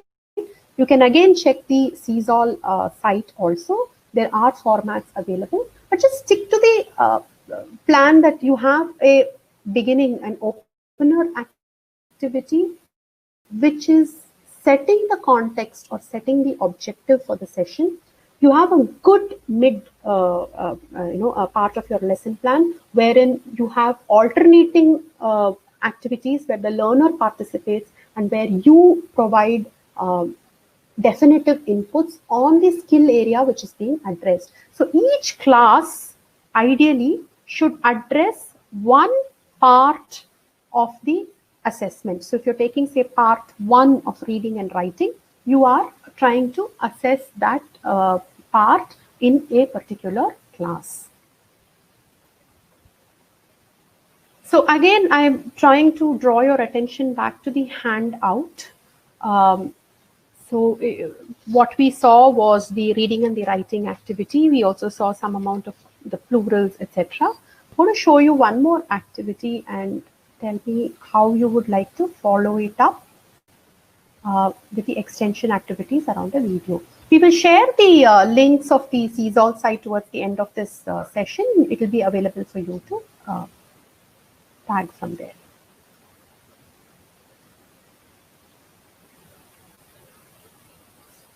So I'm going to show you a picture. Okay. So I'm going to give you 4 objectives. I'll put it out into the chat box. Just by looking at the picture, frame a sentence which is true and one which is false. One of you can provide names to characters and describe what they are doing. And you can have one of you can name objects and describe them, and one of you can focus on the different shapes and colors that you see. So somebody says Rohan is fishing, so he is Rohan and Rohan is fishing. And the true or false statement is with respect to the picture.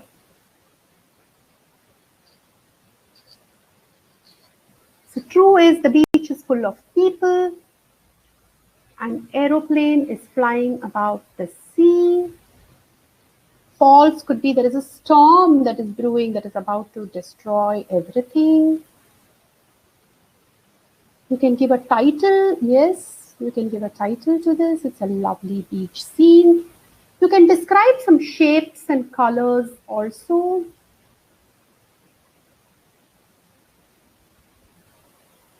A tsunami is coming, okay?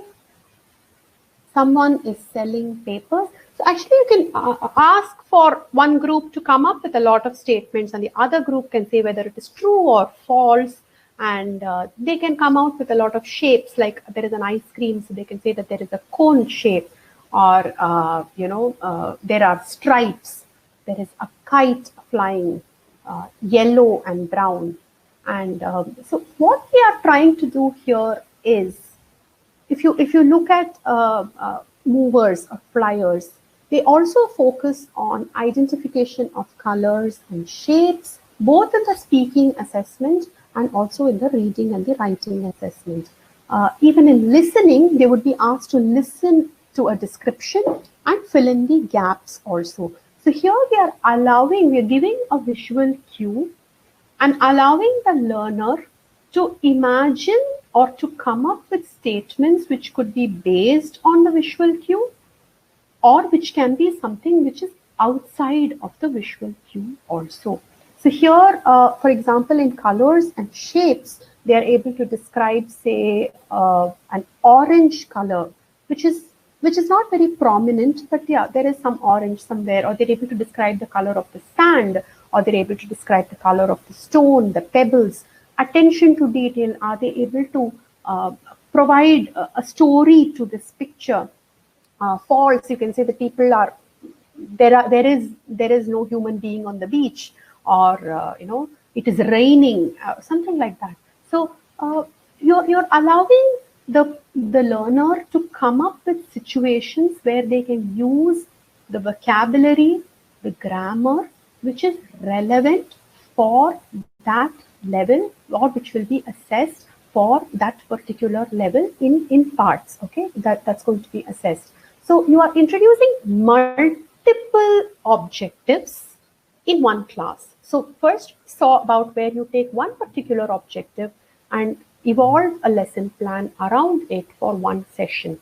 But here we are also looking at each group is given multiple tasks. So one group does true or false, one group focuses on the colors and shapes, one group focuses on persons, names and verb. What are they doing? Verbs.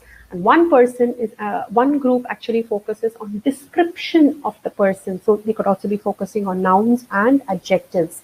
So here you have taken the grammar portion, which is focusing on nouns, adjectives, verbs. You're also looking at sentence formation. You're also looking at colors and shapes. You're also looking at listening for content, and you have assigned it to multiple groups. And when the whole class comes and interacts, you are actually ticking a lot of objectives. It's not just one objective, you're ticking a lot of objectives. Such activities are very, very well suited when you are trying to reinforce the overall picture for, say, flyers, or overall picture for movers, at the end of say 5 or 6 sessions that you have done. So say you have done 5 or 6 sessions, and then you want to give an overall, a consolidated activity, which will, and then assess whether they have improved. So in this way, the entire class is engaged, but each group is engaging with a different objective. Each group is engaging with a different task on hand. And when the groups come and present, they are also listening to each other. They are also interacting. They are also speaking.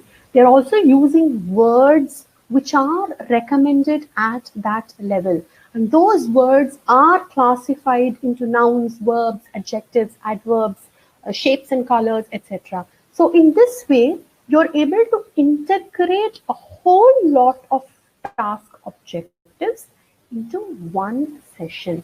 And when you're able to do that, there is a complete picture that is available to you as a facilitator to see if you have delivered the individual session objectives. So say your first session was on vocabulary, second was on nouns, third was on adjectives, fourth was on grammar structure, and fifth was on visual cue aided speaking. And at the end of the fifth session, when you give an activity like this, you're able to assess if the learner has been able to integrate all the 5 into a wholesome presentation. Because let us remember that although we are teaching the English language, we are not just focusing on one aspect. We are just not focusing on grammar or just on the words or just on sentence formation. We are also looking at how the student is able to integrate everything and present themselves. So I think one of the biggest work skills that we are looking at is how are we able to integrate a whole lot of concepts and present effectively and concisely.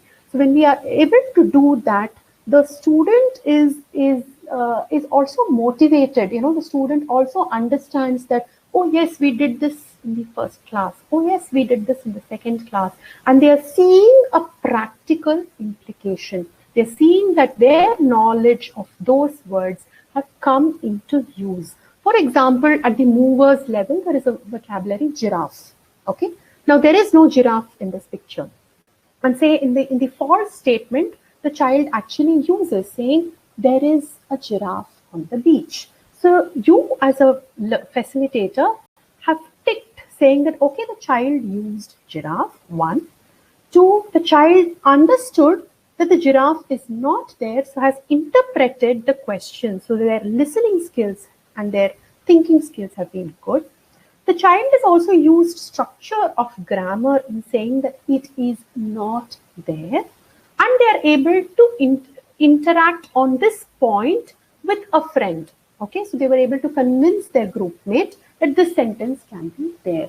Or there could have been a word which is dolphin, and the child is able to use the word saying that there are dolphins, which probably the year before they were not aware of. They would have called that as a fish, and now they're calling it as a dolphin. So that amount of vocabulary enhancement is a skill that you have delivered towards preparation of this assessment. And that, if you're able to record and keep it as a part of your classroom objective delivery, it is one of the best practices which you can imbibe inside your classrooms also. Yeah, so this is one example of an integrated activity, and how do we frame activities is something that we can also see.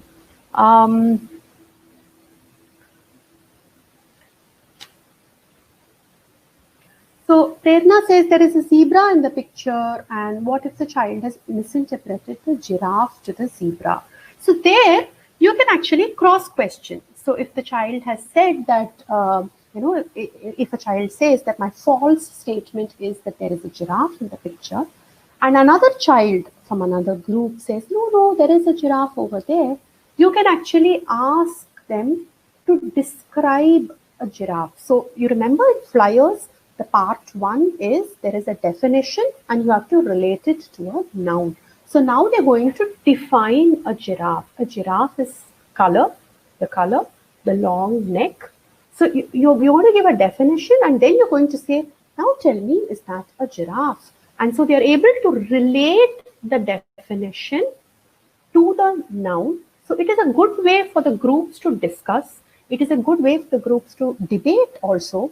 So it's a nice point that you pointed out, that what if another student argues saying that, oh no, that there is a giraffe over there. So the other child who knows what a giraffe is will counter by saying, no, a giraffe is tall, it's a long neck. So we are again reaffirming the fact that Flyers Part 1, where you need to read a definition and relate it to a noun, that skill has been delivered. Again, it could make it a longer class, it could make it a noisy class, but again, as a facilitator, you need to moderate the discussion and bring the focus back into the skill that you are delivering. So they can be asked to describe the nouns also. So if someone says this is not a dolphin, this is a whale, this is a fish, you can ask them to describe the dolphin. So in your first session, where you were introducing the vocabulary, either by way of using flashcards or by way of using dumb charades, you should have reaffirmed the fact that a giraffe is tall, a giraffe's color, and differentiate it with a zebra, if zebra is a vocabulary in that. Okay. They can also pick the odd one out. They can say which particular thing does not fit into this image. But in this particular case, the pick the odd one might not work, because what we are looking at over here is a scene. So in a scene, it is scenery. It's very difficult to pick the odd one out. So and they can be asked. You can extrapolate it to a speaking session by saying, are you missing this? Now it's Corona times. You haven't been to a beach in a long time.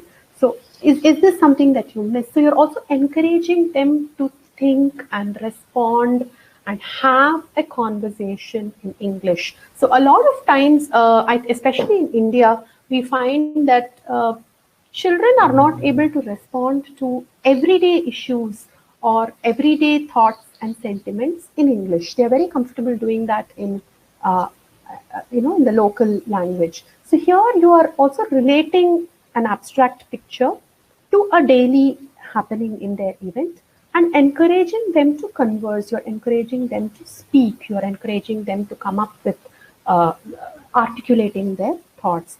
So this is one. There are two types of lesson plans that you can make. One is a very, very specific for the class, for the session, with one objective, and you're delivering the objective. So ideally, this particular activity of description of scenery differently by 5 groups will come at the end of 5 classes. And each of those 5 classes would have dealt with, say, nouns, with collective nouns, with adjectives. How do you use adjectives to describe nouns? A whole lot of other sub-objectives, and then you bring them, you correlate everything and bring it as a comprehensive exercise, which will include for both reading, writing, speaking, and listening. Yeah, so all the 4 activities can be done, especially with relation to vocabulary. So there are a whole lot of games which can be designed, and but there are different objectives. One is familiarizing the student or the learner with those individual words. A lot of us are not familiar with a lot of words, so because they are not a part of our lifestyle. So a lot of us are not familiar with a lot of words. So first activity is to familiarize them, the learner, with the word. Second is the spelling. And third is the usage of the word in a sentence. So how do we go about delivering this objective? First is you need to refer to your handbook to identify the words which are appropriate for the level that you are teaching. So I would ask you to just go back to your handbook, and I'll tell you the page number that you can go to. You can go to page number 83. If you go to page number 83, it shows you the alphabetical vocabulary list for flyers. I'm referring to the handbook, not the handout, the handbook that was circulated. You can look at the alphabetical vocabulary list. Now, it is like a dictionary.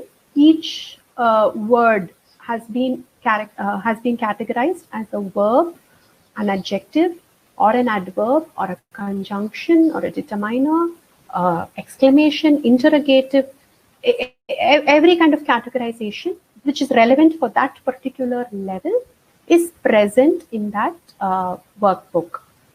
Can I show it as my screen? Just a minute.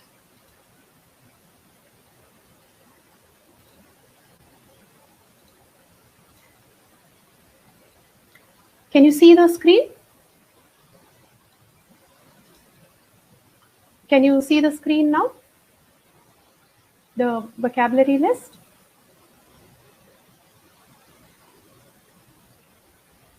So this is there in your handbook, and for example, if you look at B, it says backpack, and it says in UK rucksack.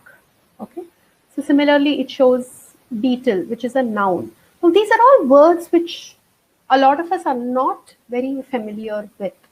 So how can you introduce vocabulary in class? Okay, so as I mentioned, vocabulary has to be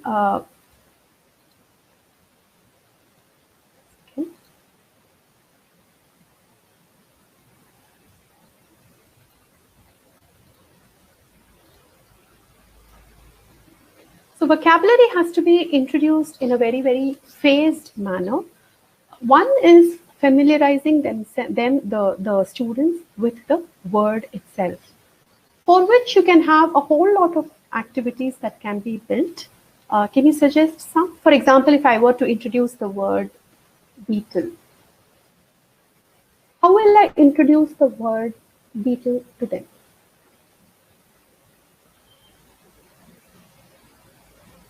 How will I introduce the word beetle to them?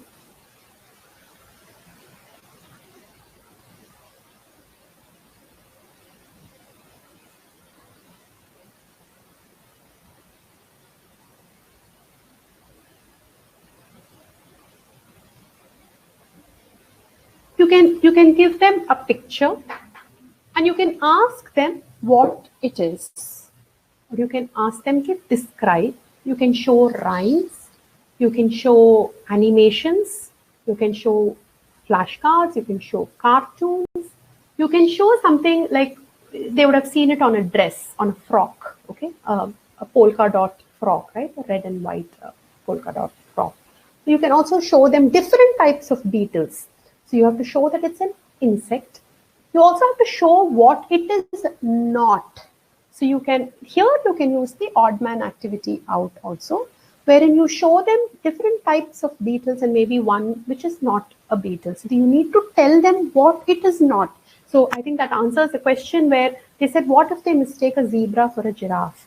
So you also need to show them, initially introduce it through an activity, a video, a painting, origami. You can introduce it through multiple ways, and then you show them what it is not. So you show them pictures and say, is this a beetle? Is this a beetle? So maybe 3 or 4 of them are and one is not. So they first understand what a beetle is. Second is you introduce the spelling to them. Okay. So how do you introduce the spelling? So first, after they know what a beetle is, maybe you can play a game of hangman. Okay. So I think all of us know the game of hangman, right?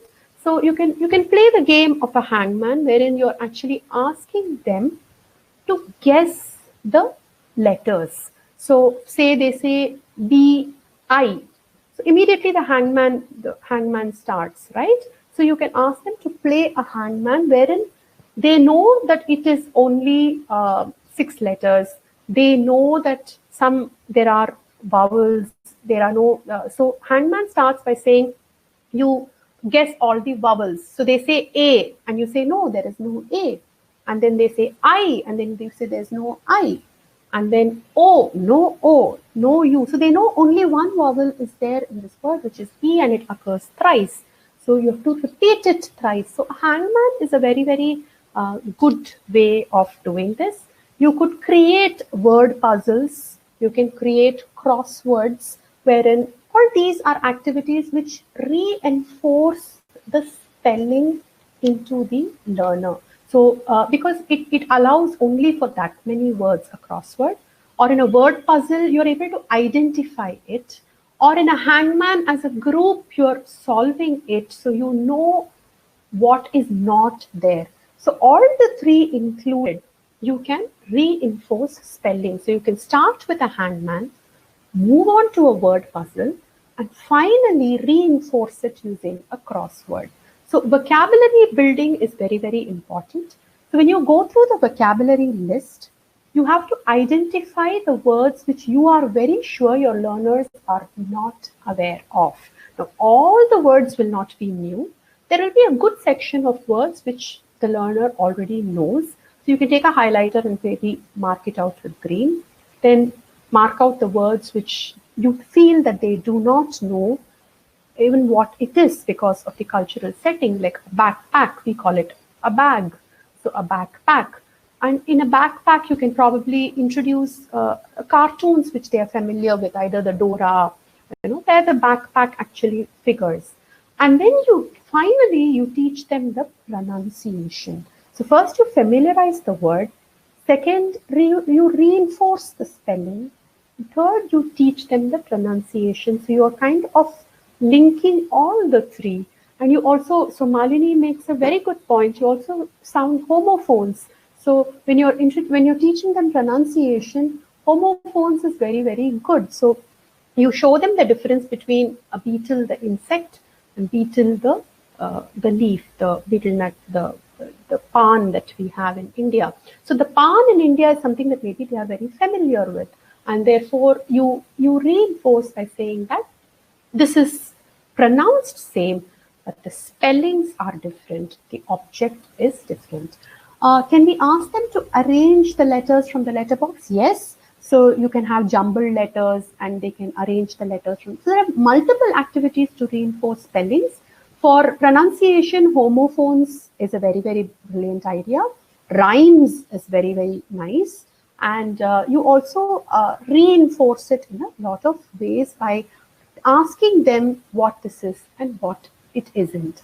Especially words where the pronunciation, there are silent letters, and you want to teach them how to pronounce such words. It is very, very good to encourage them by using it in a sing-song fashion, in a rhyme fashion, or homophones is again a very, very good way. You can ask them to frame sentences using that word. So these are all very good reinforcing activities. So I would just, for in the flyers level, again, there is a word. So I'm going to introduce that word. So I'll say, so I'm going to mime something and you're going to tell me what it is, okay? And you're going to spell it out for me.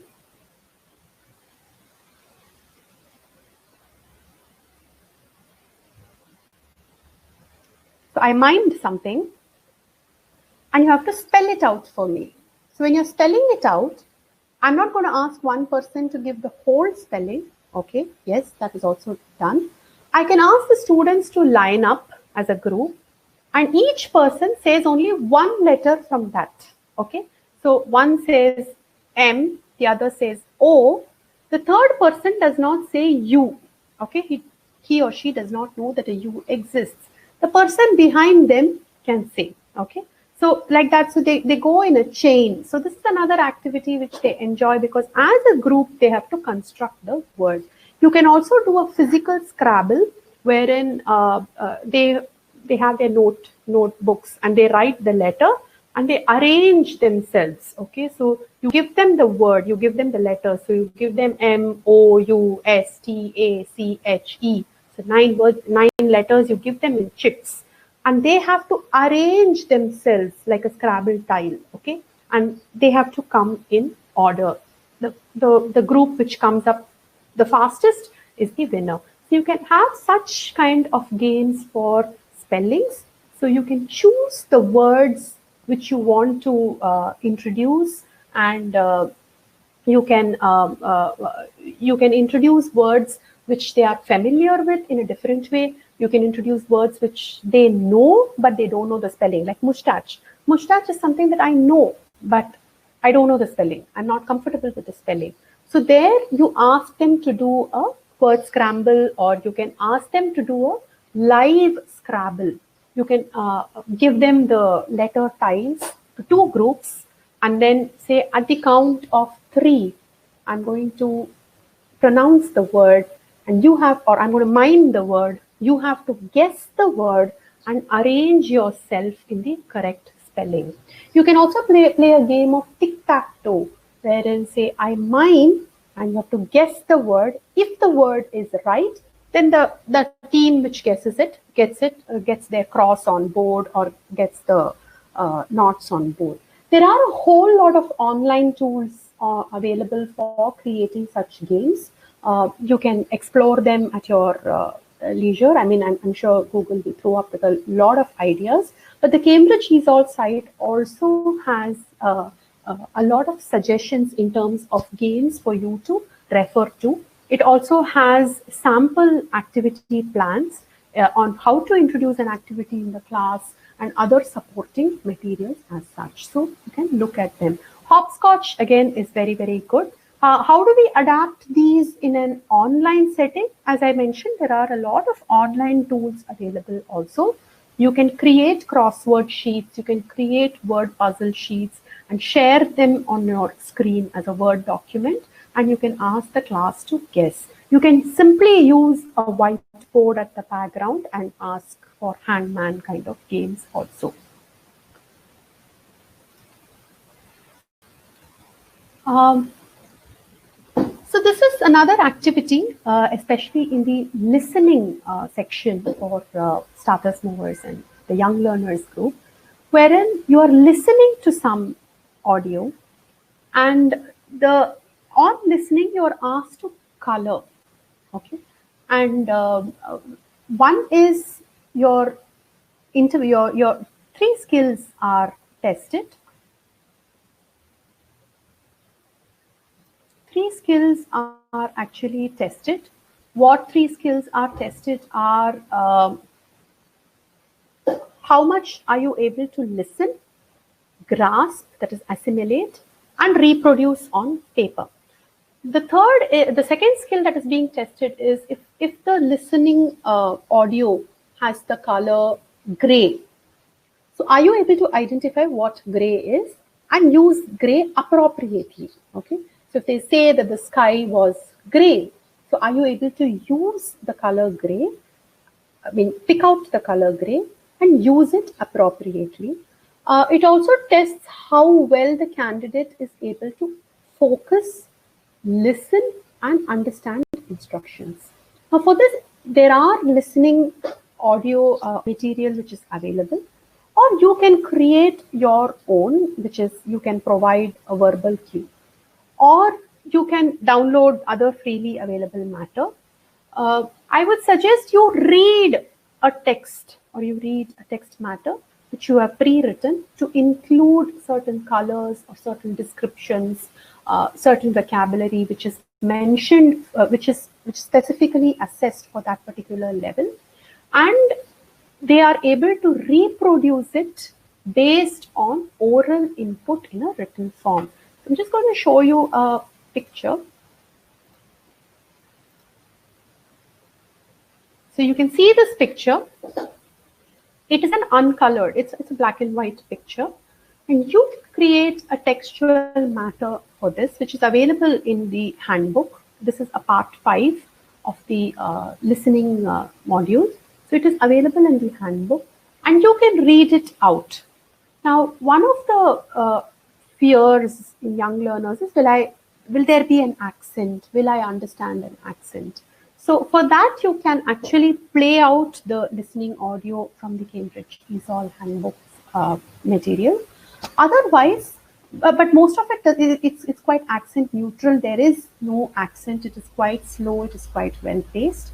You can speak in a slow, well paced fashion twice and ask the learners to actually color based on what you are speaking out. So, say you're saying that the suit, the backpack which was kept on the floor was blue in color. So they need to color the backpack in blue. The suitcase was red in color, or the lady at the information booth was wearing a red colored scarf.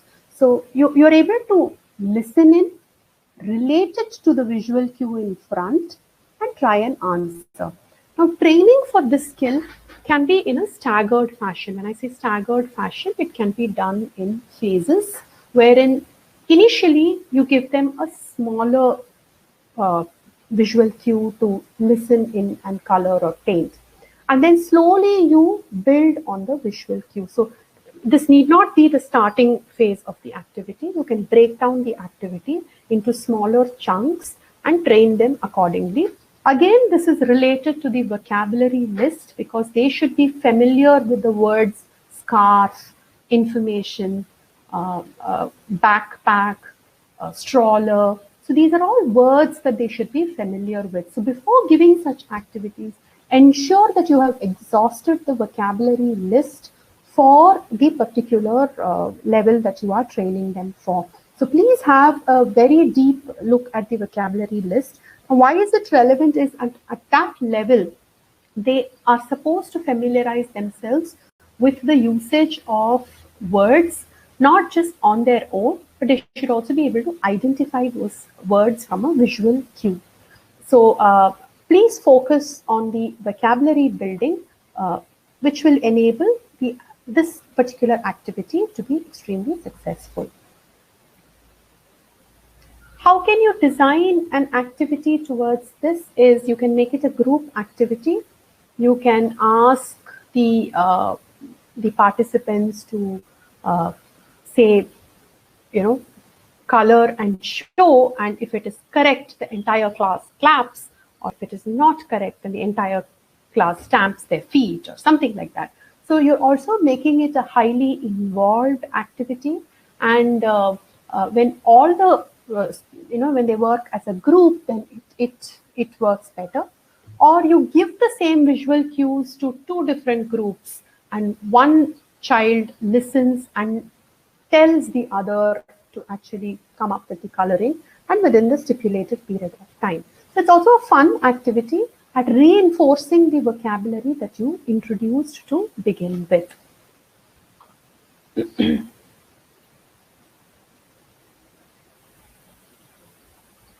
So what kind of resources do you think as a teacher you need to be ready with to design a task like this?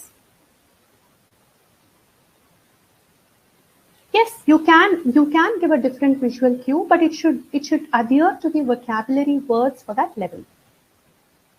How do you do it online? You can download the picture, keep it online, ask the students to fill in and show it on their web camera. There are multiple ways in which this can be adapted online. Any other ways from the other participants you can add on? How do you do such an activity online? Each child might not need a different picture. You can show the same picture to maybe multiple groups, or each group can be given a different picture. So what kind of resources would you need? You would need an image for sure. And that image, what should be the criteria for you to choose the image? The picture needs to be colorful, yes, at the end of it. So you're going to give them only a black and white picture and they are going to color it.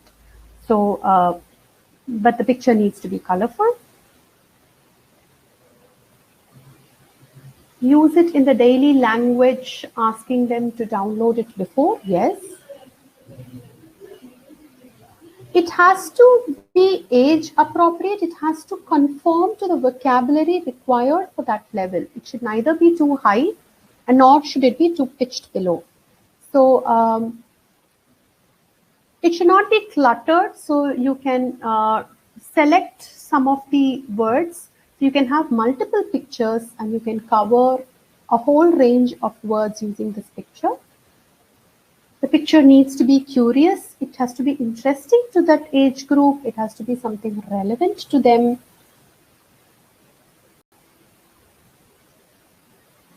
It should be relevant to their real life experiences. And when you are preparing the script to read out along with the picture, what should be the factors that you should consider?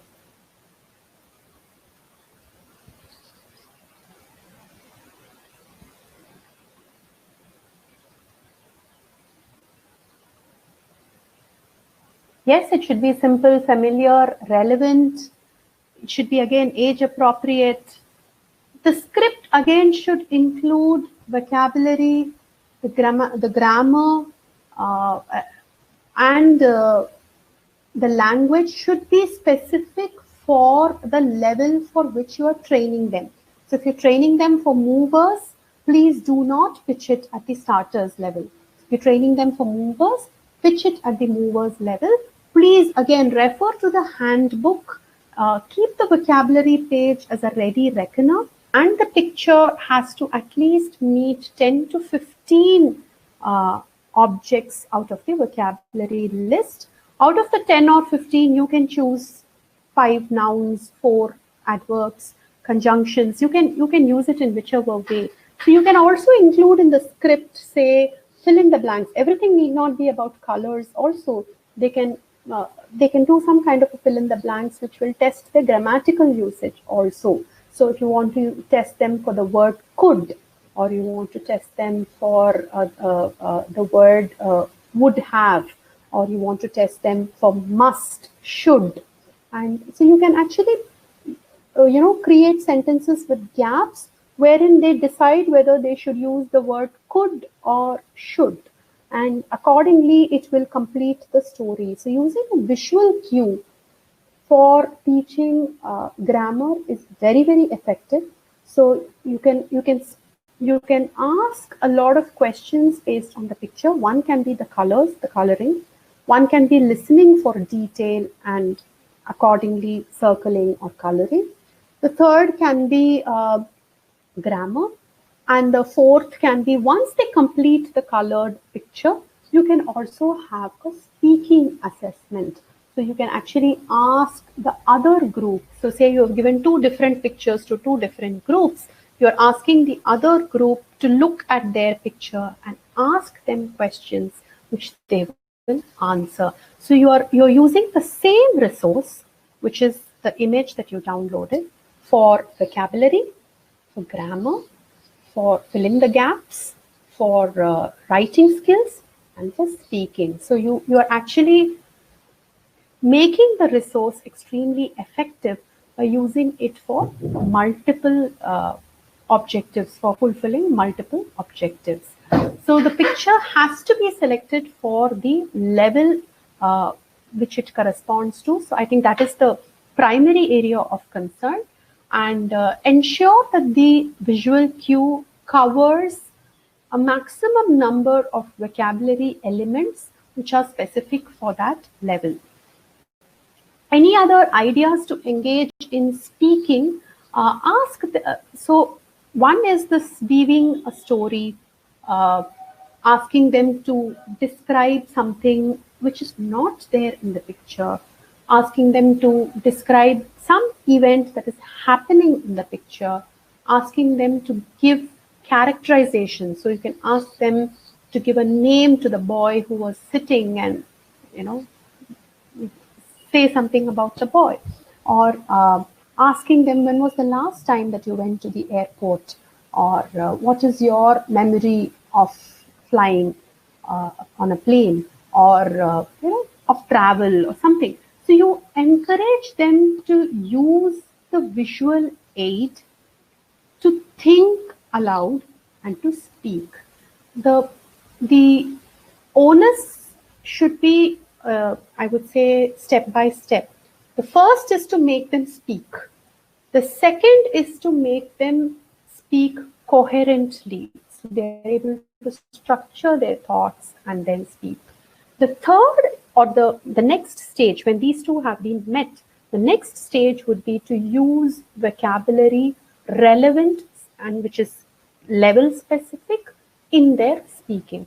So it has to be progressive. If they are not even at level 1, please do not aim for level 3. So at level 1 is where they are able to use the visual aid and think out aloud.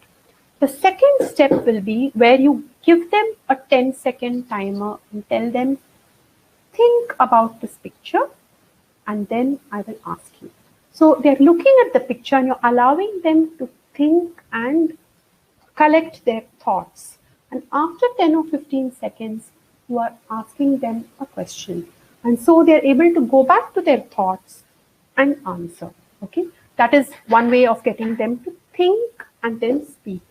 The third is where you're going to introduce vocabulary elements is you're going to ask them specific objects. So you saw the speaking test for starters where they asked them about the green apple. The green and apple were elements from the vocabulary for the level that is starters. So here also it could be for the level which is the backpack. So you can say what is there, the boy sitting on the bench, what is there on the floor next to him? And if the learner responds by saying bag, you don't stop him at it, you probe further. You say, okay, how is a bag known as also? Or how is the bag worn? Or is it a shoulder bag? There are different types of bags. What type of bag is this? And then they think about, okay, types of bags, collective nouns. Yes, backpack.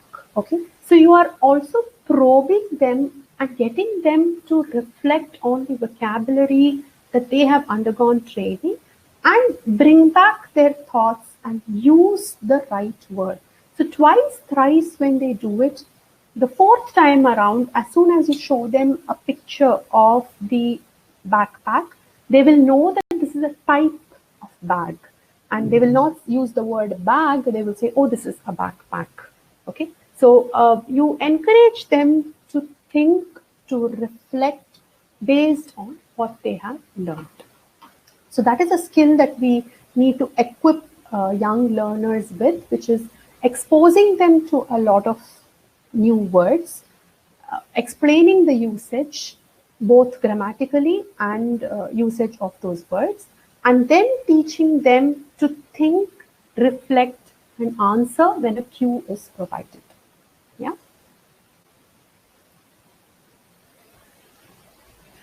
Do you think this activity can be conducted in a large class?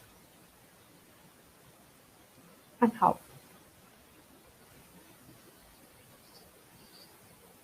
Will it be a good idea to use flashcards in the while teaching vocabulary? Yes, why not? Flashcards are, you're also using images, you're also using descriptors, you're also using descriptions. So it can be any type of flashcard also, not necessarily pictorial in nature. Can this activity be conducted in a large class? What do you think will be the interaction pattern in a large class? Will it be teacher-student, amongst students, peer-to-peer?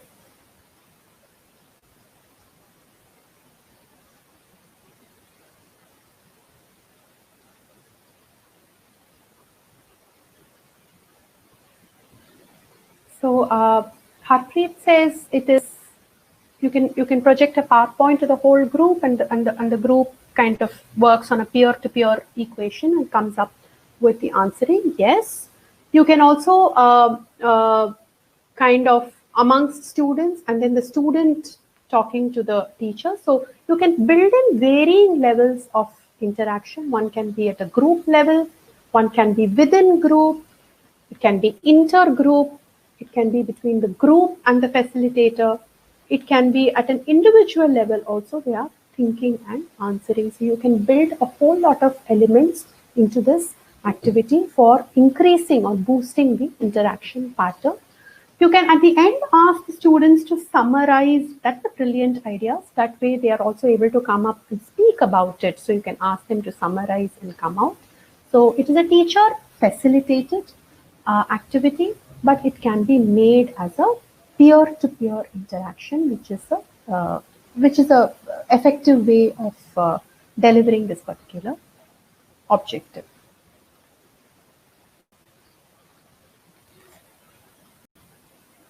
So if you were to make it into a speaking activity, which is they bring this picture and then you are talking with them, what would be the teacher's role?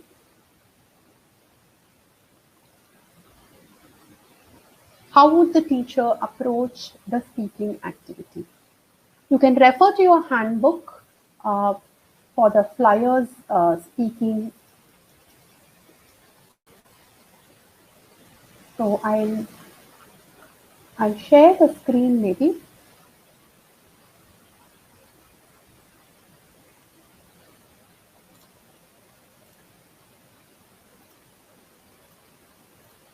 I'm sharing the screen. This is the speaking assessment sheet for A2 flyers. And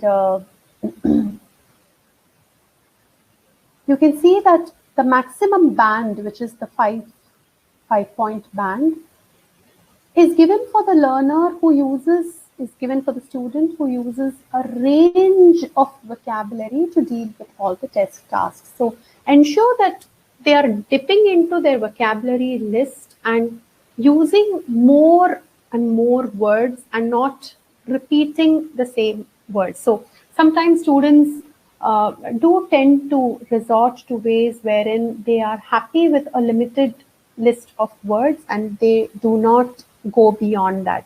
So please go to page number 89.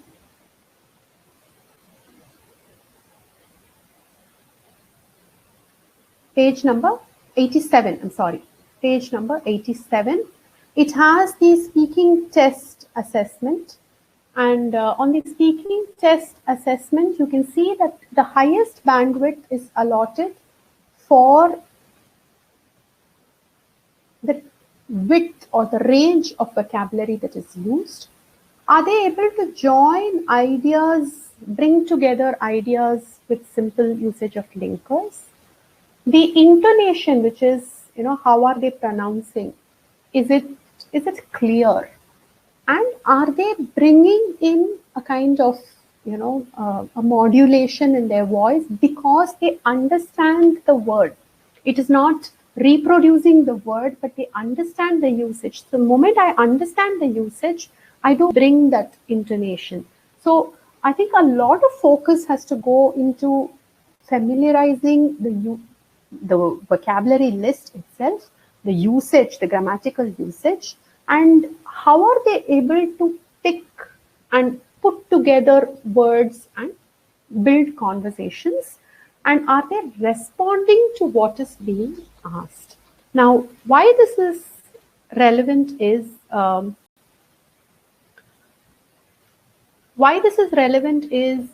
for the simple fact that we are not very comfortable when asked a question. We are not very comfortable in expressing ourselves wholly. So we only express a part of our thoughts, and the remaining we do not wish to express. So, and therefore we don't go searching for words.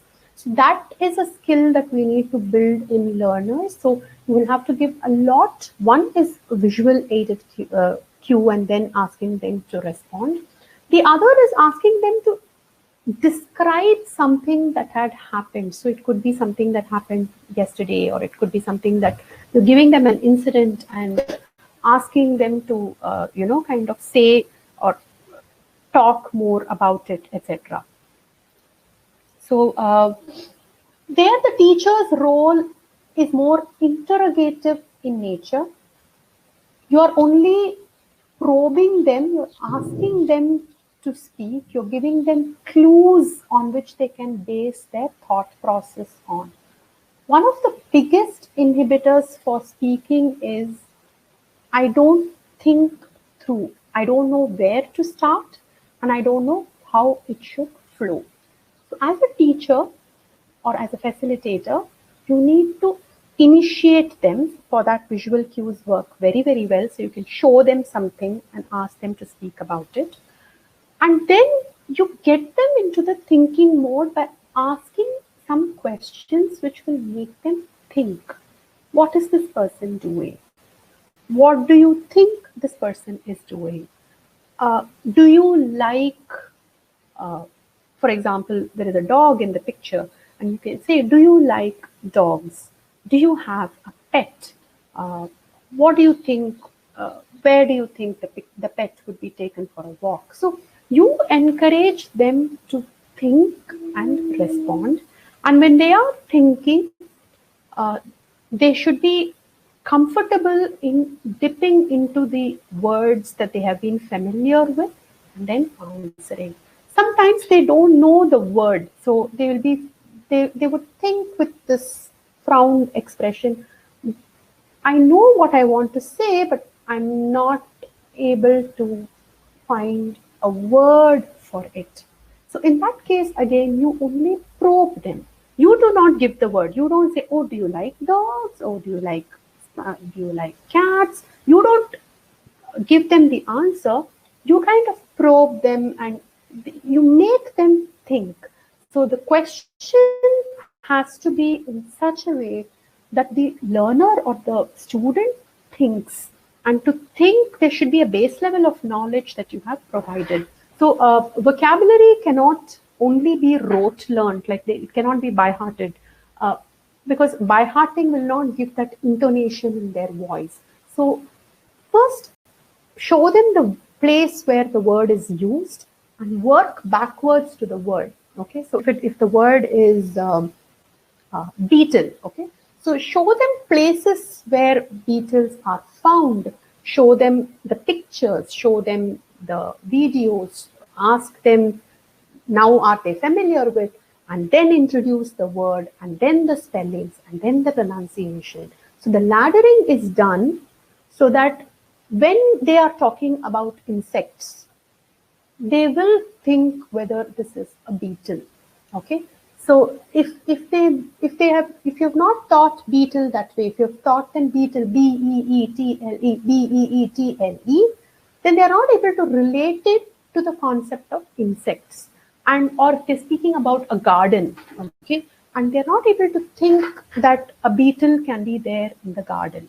Okay. So show them the context where the word exists, and then the imagery, and then the word, then the spelling, and then the pronunciation. And therefore, the thinking also progresses that way. The thinking is from the context, I make a visual imagery, and in that imagery, I should see that object, and that object, I should be able to identify and put a word to it, and that word, I should be able to spell it right, and that spelling, I should be able to pronounce it right. So you can also teach them the pronunciation by splitting the word. Like I think a lot of you are also telling me that splitting the word tree helps. Yes, so that comes in the pronunciation and in the spelling. But what I'm trying to re-emphasize over here is when you're introducing the vocabulary itself, give an imagery to it. And when you give an imagery to it, they are able to use the words in their conversations a little better. And that is what is that they are being assessed for. They're not being assessed for memorizing words. They are not being assessed for spelling out words in a dictation. They are being assessed for identifying a word and using in its correct contextual parlance. So please start with visual cues, but lead them up to the vocabulary list so that they are able to think also in the same fashion. So match their thinking and their communication. The language becomes a medium for converting your thoughts into your conversation.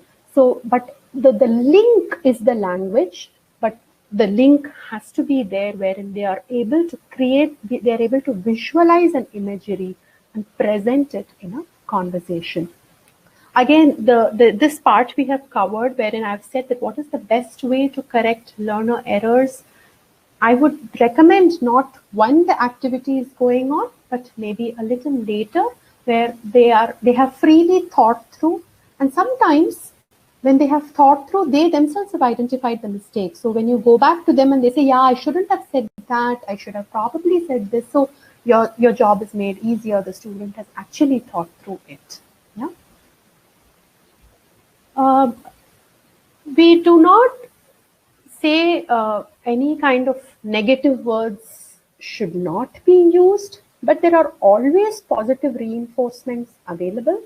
So instead of saying, no, that's not the right way of using, you can say, yes, there's also another way in which you can use this. What you have said is right, but the more appropriate one. So you're not exactly thumping down on their thought process, but you're also making them reflect that there is probably an alternate way of saying, and they're open to looking at the alternate way of saying in a more appreciable manner. Yeah.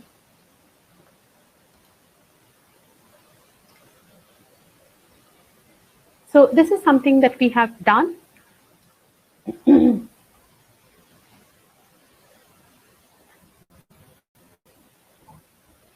So on the picture-based listening activity, the candidates are exposed to the exam pattern. So this is where I said that there are 2 sample papers that are available for you. So break down the first sample paper into individual parts and use them in your classrooms where you're exposing them to the exam pattern. And you also get to be in the shoes of the examiner. So you are able to kind of assess the student in the same way that an examiner would assess. And you are also able to appreciate the rubrics of assessment. And therefore, you also become a better facilitator in your class. When you know how they're going to be assessed, then you become a better facilitator. And large classes handling is easier when you are able to break it down into smaller chunks of assessments, which are kind of designed on the final exam pattern also. And everybody gets to attempt simultaneously. In fact, you can choose to break down the paper, break down your class into 4 segments, and one segment does reading, one does writing, one does listening, and one does speaking, and then you rotate. So those who did this, go there, and those who did this, come here. So that way you're able to manage large classes. Simultaneously, engagement is there, and you're also able to conduct those speaking assessments while the other 3 groups are engaged in doing some other kind of an activity also.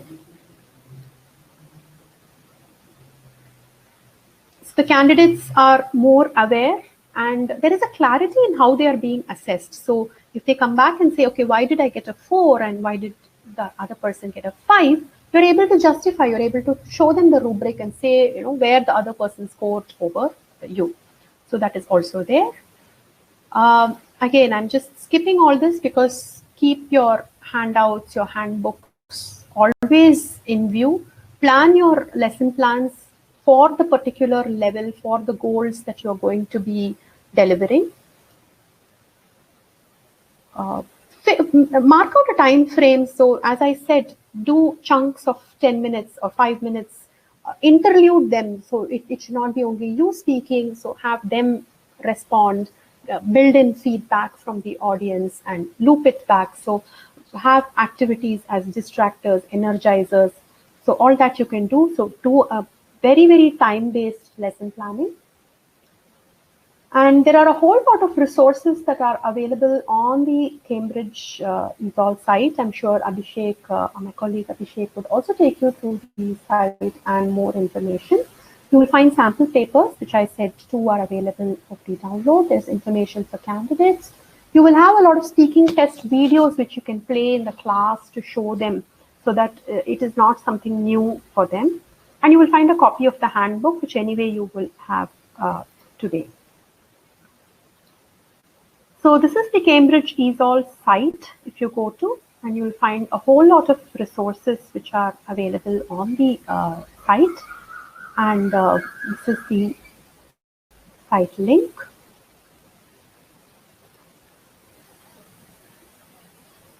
So if you go into the section which is resources for teachers, you will find a lot of material.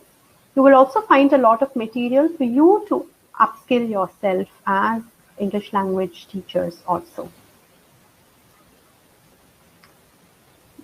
There is a sample lesson plan. So I think somebody had asked in the chat window, is there a structure that we can follow? Yes, there is a sample lesson plan which you will find. It's a downloadable version. And it will actually tell you for each activity what is the material, what is the objective, and what other materials can you download, how can you set the classroom, how can you manage the resources. The video that I spoke about, that link is available. We'll be sharing this, so that's not an issue. There is support for parents. Since this is an online world and you would like the parents also to be involved, you can share this with the parents of your students who are registered. So I'll leave you with this last slide where you can actually follow us on the social media on these forums. And Abhishek, would you like to add on? Yeah. Thank you so much, Ms. Anuradha, for delivering this informative webinar for us today. And I hope this would have been a useful and informative session for all our participants. We planned, 15 minutes for question and answers if anybody has any question or clarification they want to seek. But this was a very interactive session. So I would like, before we move to question and answer session, I would like to take you through to a small presentation just for 5 minutes. So before I begin, generally, we used to conduct this workshop face to face, but due to current scenario, we have converted this to, make it suitable for digital platform. In fact, due to COVID, all of you moved to online platforms to keep the learning journey of a student moving, right? So in line with your spirit of helping learners, we have also developed content which can be delivered digitally for young learners. I'll just take you through that. Just give me a second.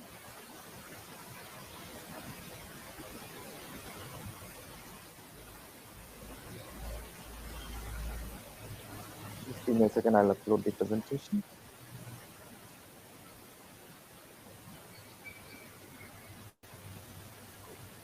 Yeah, okay. So what we have done, we have developed a 40 hours pack for the young learner, which is pre-A1, A1, and A2. So we have developed separate 40 hours pack for each level.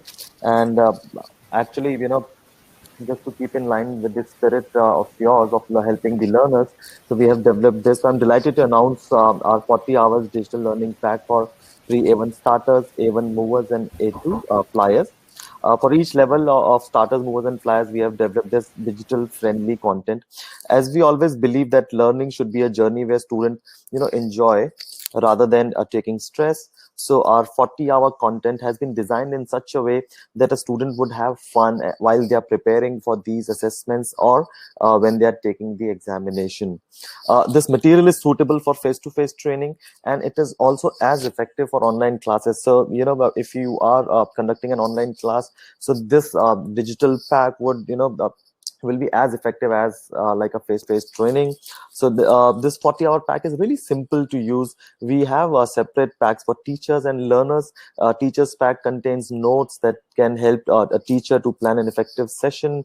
Along with notes, you will also get worksheets, handbooks, and additional resources. And the learning has been broken into parts to suit the duration of a regular class. So for example, a particular topic is being converted into a 35 to a 40-minute session, so that it suits the duration of a normal class, and it doesn't stretches out, or it doesn't finishes before the class timing. So that is the reason, keeping that in mind, it has been developed like that. We also have additional resources for teachers as well as learners, so I'll take you through that. So as I told you that, this pack has been bifurcated or segregated into two parts. One is for the teachers, which is called teacher support pack, and the other one is the candidate support pack, which is for the learners, right? But both these put together makes it a complete set. So we have 40 hours pack for each level of young learners, for 40 hours for starters, 40 hours for movers, and 40 hours for flyers.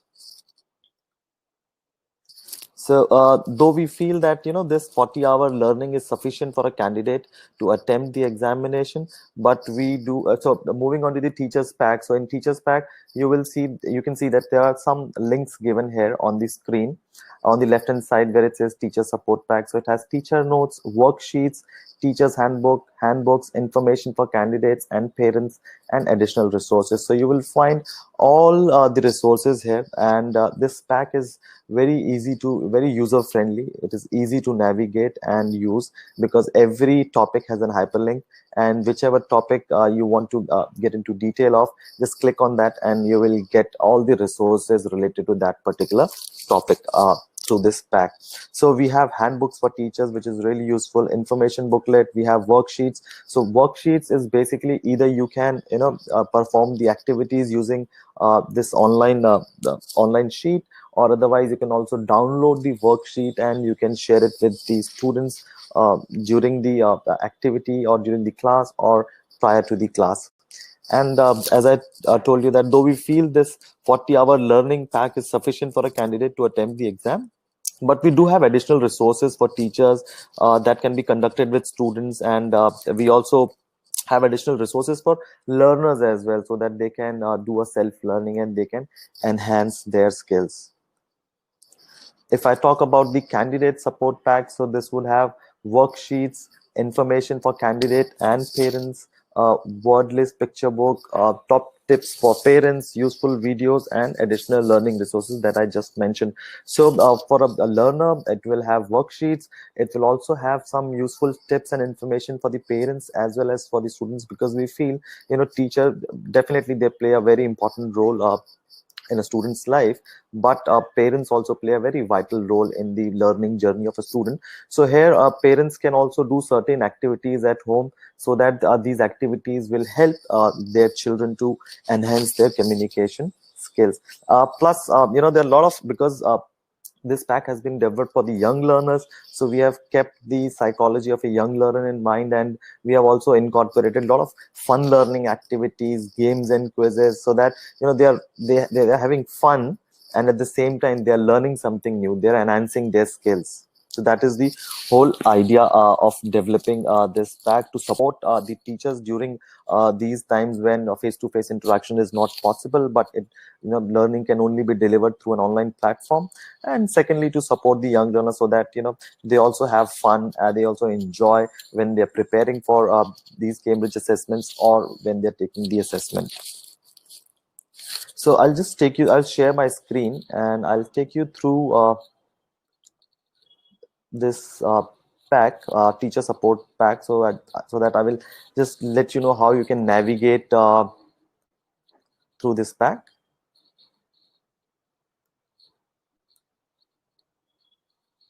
Yeah, so if my screen is visible, if you could just write in the chat box and let me know if you're able to see my screen.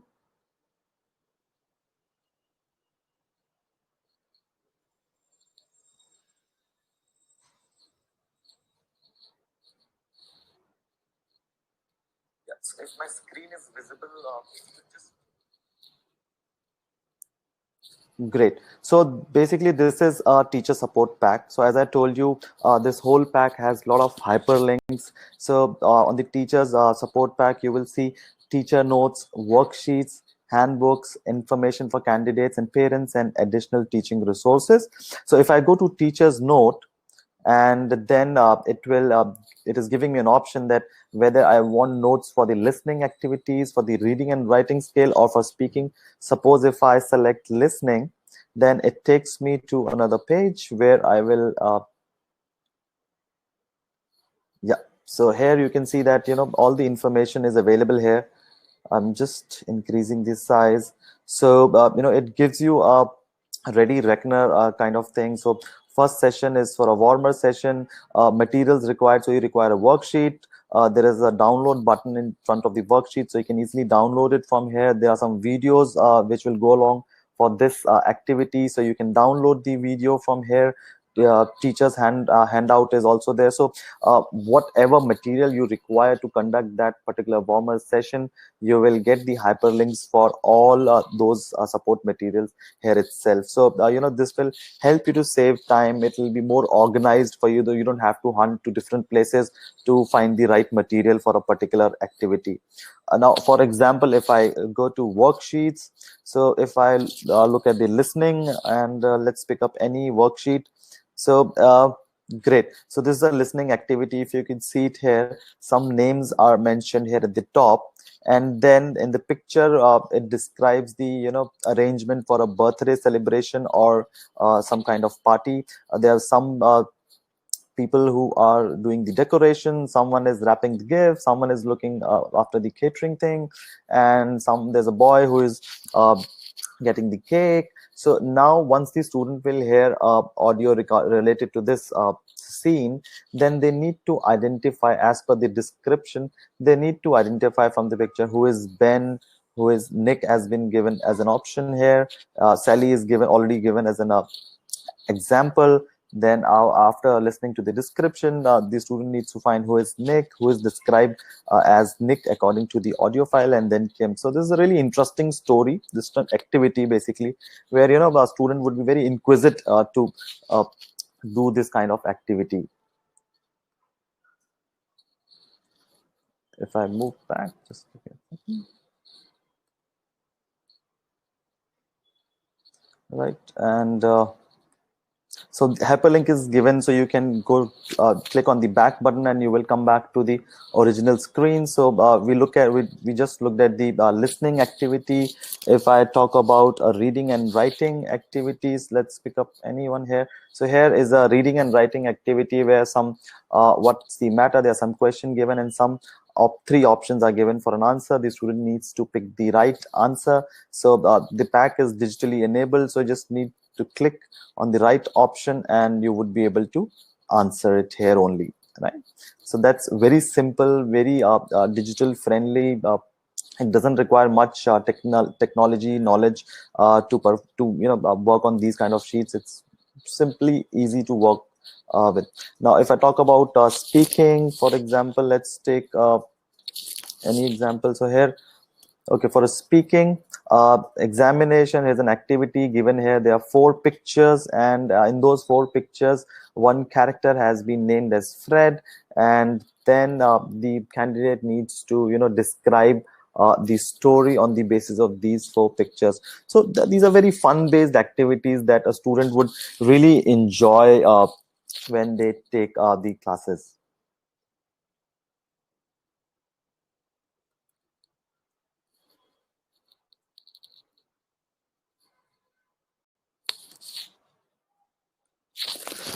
Right. So either you can perform activities directly, as I told you, or you can download these worksheets and share with your students during or prior to the class. And that is it. That is all about the 40-hour learning pack. And now, because we still have some time, so if any one of you have any questions, please use the chat option so that we can answer your queries or clarifications that you want to see.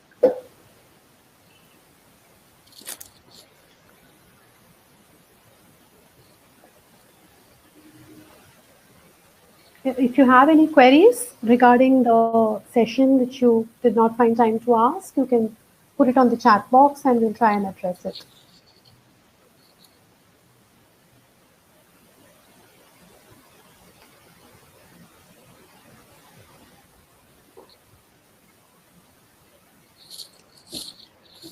So, you do not have any questions? I think so, not much. Okay, so what I've done is I've pasted a link here at the sticky notes, and this is a feedback link. So we look forward to your feedback on today's webinar. So that is the reason I've pasted a survey link in the sticky note area. Please use it to provide your valuable feedback.